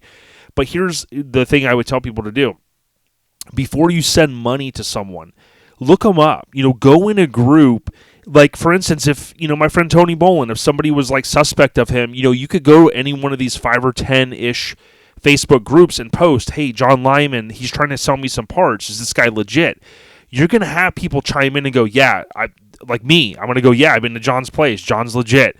And if they posted some weird phone number, I would say, well, no, that's not John Lyman. This is his number, So there's ways, like we've said, to vet out. But what I don't want ever to happen is for someone to take their hard-earned money and dump it into a scammer's account. Yeah. Well, I had one person say I won't say no names. We all know who he is. Right. Just as a joke, I said, but that's not a really good joke. I said, because, bad news travels fast. I said, so why would you sit there and call me that? He says, well, you call people who aren't a scammer. A scammer says, show me who. I said, I'll rebuttal if you can prove it to me, I will gladly say. I said, if you act like a scammer and you seem like one and your profile's new, I said, how would you know? I said, if you can prove it, I'll go back on it. I said, but most of the people I call scammer are scammers. I said, recently, one guy was like, hey, looking for a Lincoln. He used a picture that a scammer was just using the other day. So I assumed, just seeing it was that guy. So I hurried up. I was like, oh, shit, report this a-hole for someone who wants to buy parts off his car. Then I read it. I was like, oh, you're looking for a 64. I was like, well, that's the wrong picture to use, buddy. I said, because that car sold years ago. That picture is now 6 years old. I said, that car is, I know where it's at. It's not, I said, but scammers are using it saying they're going to part this car out and this and that. I said, you used the wrong picture to say you're looking for a car. I said, of all pictures, I said, sorry, I accidentally reported you. I said, but I don't think anyone's going to do anything on that page anyway. No one gives a shit. Half the pages are unmonitored anymore. They're just like a free for all. So yeah, you got to be careful on the pages you go on. If they're not properly monitored, if the admin's not getting on there saying, hey, it should be sticky at the top, or something that's like, where it says what this group is, it should say, hey, notice we're on here, twice a week, weeding out the scammers, or make a post every week saying, hey, find new scammers, let me know and I'll remove them. And the guys who don't give a crap, and those pages, they're still up days after they're reported, or you reported them, get off the page. There's no need to be on it. Yeah, it's just close down the that group. Kind of crap. Close down the group. Yeah, exactly. and the pages too. So the admins left this page months ago. They haven't done a thing to it. It's just filled with scammers. I made my own new page up. You got these new pages showing up, but you got to prove you're not, a scammer, and it's just hard to do. It's just. I get tired of reporting. Like you said, I got things to do. I don't have all day to sit here and just report people all the time. But if I'm on and I see it, I'll do it because I don't want my customers getting screwed over. Because some of them honestly don't know any better. I'm like, those are the good old boys. There's a reason why we're the good old boys. Like you said, the usual suspects. You're not going to see these guys' names on there. I said, ever. I said, because they're not legit. They don't have phone numbers. You can't, even if you do call them, it's still a scam. They'll never meet with you. They'll never send you, cell phone pictures of the parts or nothing. So I'm real careful. I honestly thought I got scammed a couple of weeks ago. I bought something, paid a lot of money for it, but I knew the guy. I was like, what the hell? I was like, no, I know him. He asked for parts a couple of years ago. He should be legit. And sure enough, man, dude, he like ghosted me after I paid for it. I'm like, what the hell? I'm like, I can't believe I just got scammed. I said, by someone who asked for parts. Really? I was like, the guy must have a major drug problem to do this. So I was like, to like do that and screw someone over. But he's on there saying, no, it's sold. Blah, blah. I'm like, what the hell, dude? I didn't hear from him for days. He said he sent it, didn't send it. I was getting real worried, just upset, not worried, but just upset. Like, how the hell did I let this happen? But sure enough, he goes, oh, I'm so sorry. I was busy. I said, okay. I said, because I mean, I talked to him. I asked him the questions. I send me more photos. Everything was legit, but I couldn't. But because of today's world, you can't help but feel like shit. I think I just got screwed. And I said, I can't believe it by someone that even asked me for parts a couple years ago. It's just nuts. What kind of world we live in? It's a sick world. And but turns out it was legit. It showed up. I was like, oh, okay, I got it. I was ready to blast him. I was just like ready to say, what the hell, dude? I had to go on his page and say, what? Get back to me. Where's my tracking number? You said you shipped it 5 days ago. I said it should be here by now. Yeah. Well, here's something he had bad communication, but it's enough to make you nervous. Well, something I've seen is what these scammers are doing too is they'll take my friend Tony at Asphalt Army. He did my Lincoln Addict logo, which I mentioned to everyone earlier. Well, what they'll do is they'll go in there and they take your image and they put it on a mock-up of a shirt. And then they go in the group, and what happens is what we've done in the Lincoln Addict Facebook group is we have it turned off where you have to. I don't think you could. There was something we did. We pulled some levers where like there's certain things you have to do. Like you can't post something for sale. I don't think unless you post it a couple times. So what they'll do is they'll go in there and they'll turn the comments off, and they'll say Lincoln Addict shirt. And you look at the link, and I'm always skeptical of the link, and you look at it and it's like some weird website, and of course it's like a Chinese knockoff. They want you to buy the shirt, whatever, stealing your information or whatever, and I delete those right away. But what they'll do sometimes is they'll post something in there because they have to do sometimes so many posts before they can do certain interactions, and they'll get around that by doing these like fake ghost type posts. And so when you see that stuff, what I would either do is, like to your point, I would report it. Tony Boland helps me a lot in ours. He goes in there every day. I was like, I don't have that much time to go on Facebook. But if you do, or of an old group that's kind of like basically the Wild Wild West, try to get with the person that runs the group and say, for the love of God, if you're not going to moderate it, just shut it down, man. Yep. Yeah, it's called a lost cause. Yep. You wish you could make a note on there, say this place is a bust, dude, but the stuff on Facebook just gets scrolled to the bottom so fast.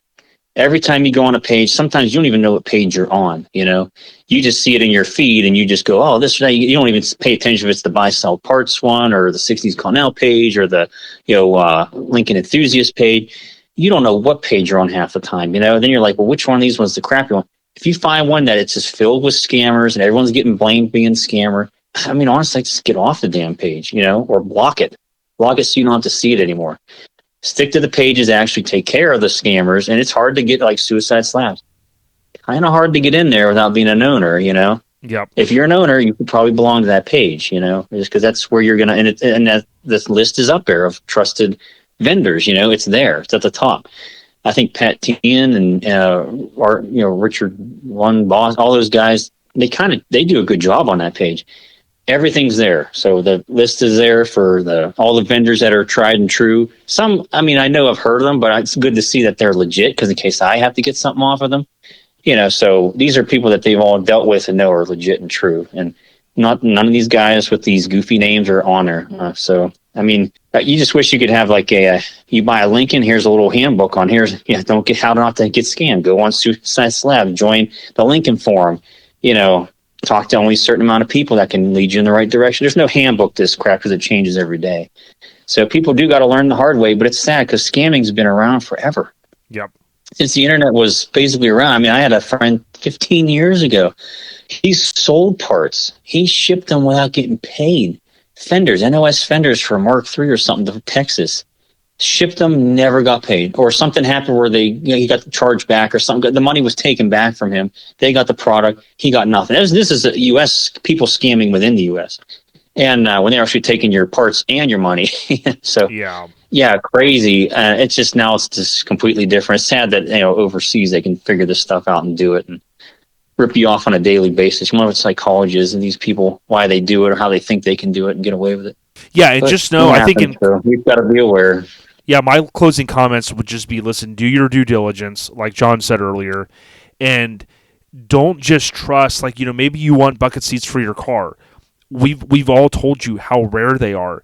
Just know, pick up the phone and call John or call Lincoln Land or call someone and say, hey, do you have a set? Okay, And like what I used to always do, and I still do, I kind of shop around a little bit. Like if I really want something and somebody's got $5,000 on something and someone's got $3,000, you shop around, but you're calling them, right?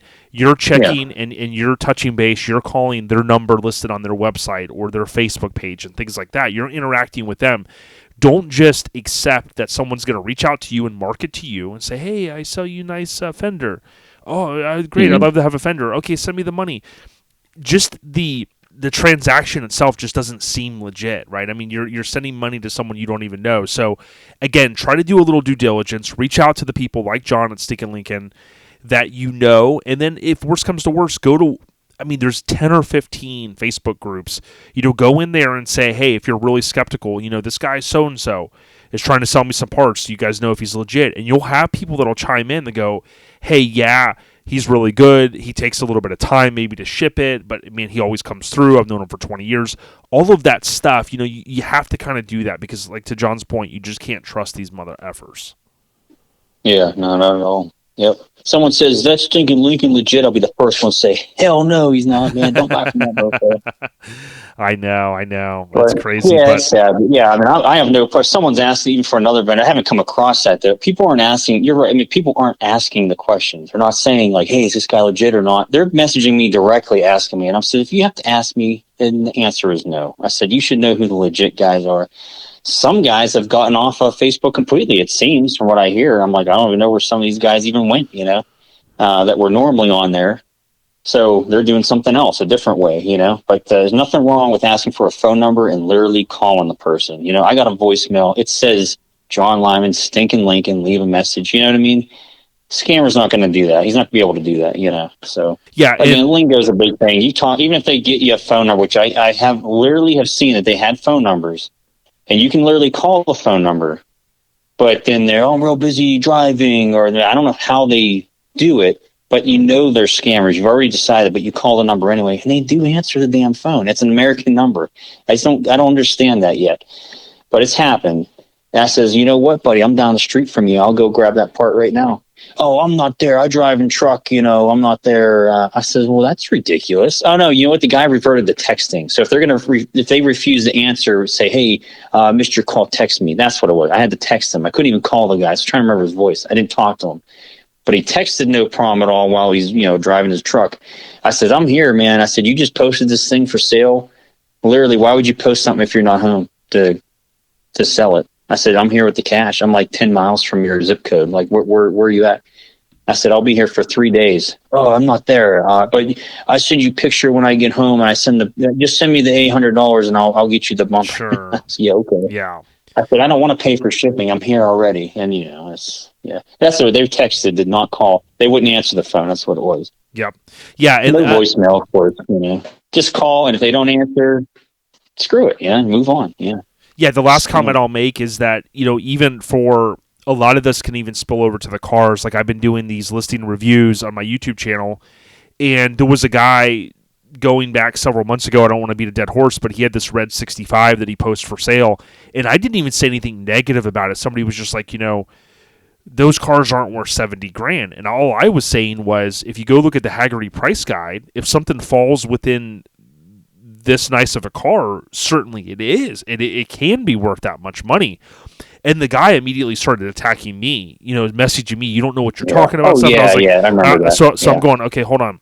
I'm not. It's funny, I know who that was, yeah. Yeah, and I'm like, I'm not attacking you. Like if somebody, now granted, if he's getting beat up all day and then maybe he misconstrued my thing, but when someone starts attacking you and this and that, that's when I say, hey, look, if somebody's selling a part or a car, it's on, think about it, what we're on social media. Someone should be able to go on there and say, hey, I got a question. Like, and if someone starts attacking you, we see it on, I follow a lot of listings on Bring a Trailer. And Bring a Trailer, I'm noticing, like, with the chat at the bottom, there's a lot of people that, like, may not be buying a car, but they love participating in the chat. And there was a guy recently that had a car that seemed like a pretty solid vert.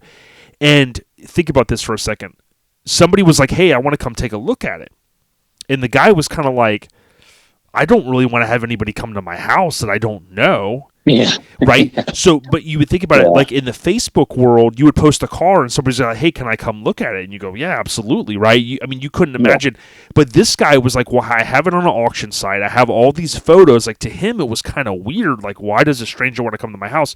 So you do have people that maybe don't fully understand and navigate all the waters of selling a car. But certainly, if you post a question or go, hey, listen, I'm a serious buyer. I want to buy this. I want to come look at it. And somebody goes, no, you can't. Or they start attacking you. Then you start to go, okay, well, listen, it may not be a bad guy. Maybe he's just weird. But don't buy a car that you can't go look at, you know? Yeah, especially if you're spending that kind of money. We know what it was on twice. You know, it was sold earlier, a couple months ago or something. Buyer didn't come through, so now it's back up again. Yep. You know, so you can't. You know, what's the reason for that? You know, what the hell? You know, yeah. I mean, I love the one comment that was in there. It goes, "So you want privacy, yet you put your car on a public website where millions of people can see it. So people are going to want to come." I was like, "You're damn right." I was like, you can't say that, like, no, you can't come see it. This is a sight unseen only. You know, if you're within ears, you should invite people to come over and look at it. Probably bid more, you know, or something, you know, like, hey, I know that car's worth, you know, 50. I think it's worth 60 or 70. At least I know I can bid it up. It's nicer than I thought. Or no, it's not as nice as I thought. I don't want to be pissed off. You know, why would you want that? You know? Yeah. I mean, more than likely it'll sell sight unseen. But if someone wants to come and look at it and they're a player, hell yeah. Well, why? Yeah, you can't especially doing if you're thinking about selling something for 40, 50 grand. Anytime I sell something locally, which I hate selling stuff now, I have so much stuff I could sell. My wife's like, get rid of this stuff. I don't like dealing with people. You know, you post something for 100 and they go, I'll give you 25. Delete. But when your messenger all day is going off. But anytime I have something small, I was trying to sell something on offer up one day. It was a real nice bike rack that holds 5 bikes. I always tell the people, hey, I'll meet you at Publix, right? Because I can always go to the Publix supermarket down here. Drive across over there, right? Boom. We're in a, you know, an easy to meet up location, right? They're not coming to my house, right? And then the guy was like, there was a miscommunication. He thought that like he offered like $25. I'm asking $150. So when he went to give me the money, he goes, you know, this. He goes, that was the deal, right? I go, well, what deal? And he goes, why offer this much? I was like, what are you talking about? And maybe it was a misunderstanding on but I was just like, look, man, I can't sell it for that much. Boom, you pack up, you leave. But I always feel more comfortable if it's something small, meeting in a different location. Now, seriously, if you have a car, you either need to be able to drive that car to said location or have it at a neutral location where someone can come look at it. Because, like we've always said and I've always preached, don't buy a car, especially across state line, without going to either see it or have someone go look at it. Yep, get eyes on it, man. Every car I've bought, I've had eyes on, except for, well, no, I'm not. I knew the guy who owned it beforehand, so I knew the car was legit. I've always had eyes on the cars I buy. Always had a friend, a Lincoln guy. You know, I got customers everywhere. That's how we found that one stolen car. I just put the APB out there, and a customer's like, I live there. I found it. I said, oh, shit. Yep. But there's no reason. I mean, unless these people live in a remote and nowhere, you can get eyes on a Lincoln or, you know, something you're looking at for sure. You know, if you're going to spend that much money, you got to get eyes on it. I don't advise anybody to buy something sight unseen without undeniable, you know, proof that that car is real and it's there. You know, the Black 62 I got, a friend knew about it. He told me about it, so he had already seen it. And then he passed on it. Then a year went by. I said, I wonder if that's still for sale. And he did. So I knew this car was already real. Then I had a friend up in Wisconsin, Matt Sal Hathaway. I had him go look at it. He looked at it. You know, he literally, it came to a point where he actually had to go load it up because the lady lived north, 5 hours away. She had moved away years ago, but left the car there at her brother's. He had to load it up because there was going to be no one there to pick the car up when, you know, we don't know when the shipper was coming. So he literally took the car to his house and let ship it from there. But there's no reason not to get eyes on these cars, you know, to know that they're legit. You know, and the other car in California, I knew all the link. I called up the Raddies. I called them up. They knew exactly whose car it was and everything. So it worked out really well.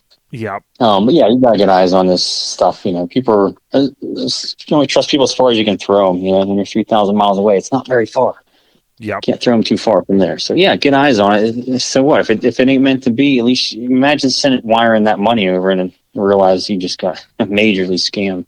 Oh yeah. Yeah, it's scary. Yeah, and the only exception... I'm skeptical still. I hate spending money sight unseen. It's scary. Yeah, and the only exception that I would say is, like, you know, if something was on eBay and you had hundreds of photos and you knew this car through someone, and you were like, okay, hey, I want to see all underneath it. I want to make sure there's no rust. I want to make sure, and again, there's some exceptions like that, but for the most part, I tell people do not buy without, because I mean, you and I both know that, and I said this, I think on one of my recent YouTube videos where, a Lincoln can bring a lot of joy to a family. Throw the kids in it, go cruise, get ice cream, go to the local car show. Life can be great, but life can also be different. You could talk your spouse into getting a classic car, and it's a rust bucket, and you're spending a lot of money on this thing. It can cause a lot of havoc. So I tell people, like, just be conscious of what you're getting into. And a lot of people, I had a conversation with someone recently. A lot of people will say, "Well, I'm going to resto mod it. I'm going to put an LS in it and stuff." Listen, you can make it where your car doesn't break down. I get it. But trust me, putting in a new modern engine, that doesn't solve all your problems. If you've got a convertible top that is going to be haywire here and there, that could drive you crazy, right? Your windows, electronics. There's a lot of other things. So don't just think that you're going to resto mod something and all your problems are gone.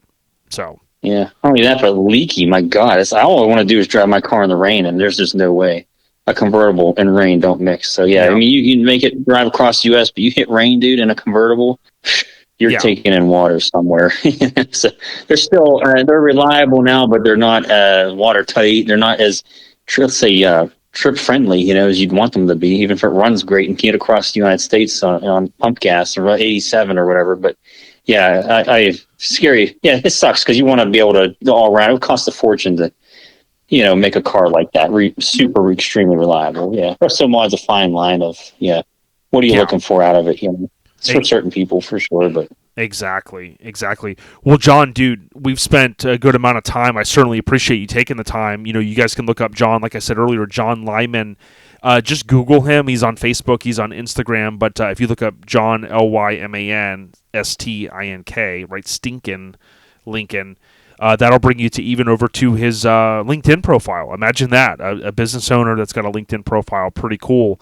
But look him up. I don't know on the news. Yeah, check out. Does it say I own the business? I don't even know when I start. I might have. Yeah. I might say I own Stinkin Lincoln there. It must have been like when I first started. I put it in there when I quit my old job. Yeah, and I haven't been on it since. Yeah, but still, at least you got it. You got the flag in the sand. Oh yeah, I was proud. Yeah, I was happy to be on my own. Yeah, it was nice. I did everything I could when I started this business. The Facebook page, the Instagram page. Get on the Lincoln forum, let everyone know. I did the LinkedIn just in case. Seems LinkedIn's faded off. I don't know anyone says anything about LinkedIn anymore. Yeah, but for it's sure. There. It's there. But it was a cool stalker net for you can check on people and see. Yeah, it's pretty cool. Yeah, the weird part is it tells you who's looking. That's why I don't like. I was like, well, I'm not going on there looking at people in case they're like, who the hell is this guy? Who's this crazy man? Looking up for like frenemies and stuff. You're like, yeah, it says this guy looked. He said, why the hell is he looking me up? I'm like, who the hell is that? So it tells you who's looking at you. I'm like, no, that's stupid. So I stopped going on there before I got myself in trouble. Well, next time I'm up there, I'll look you up. We'll link up. I want to see the new facility, and again, look out for John. And then later this year, let's link up and see how we're doing with everything in the Lincoln world. John, appreciate your time. Sounds good, man. Yeah, appreciate it. Yeah, anytime. Stay on the rise, my friend.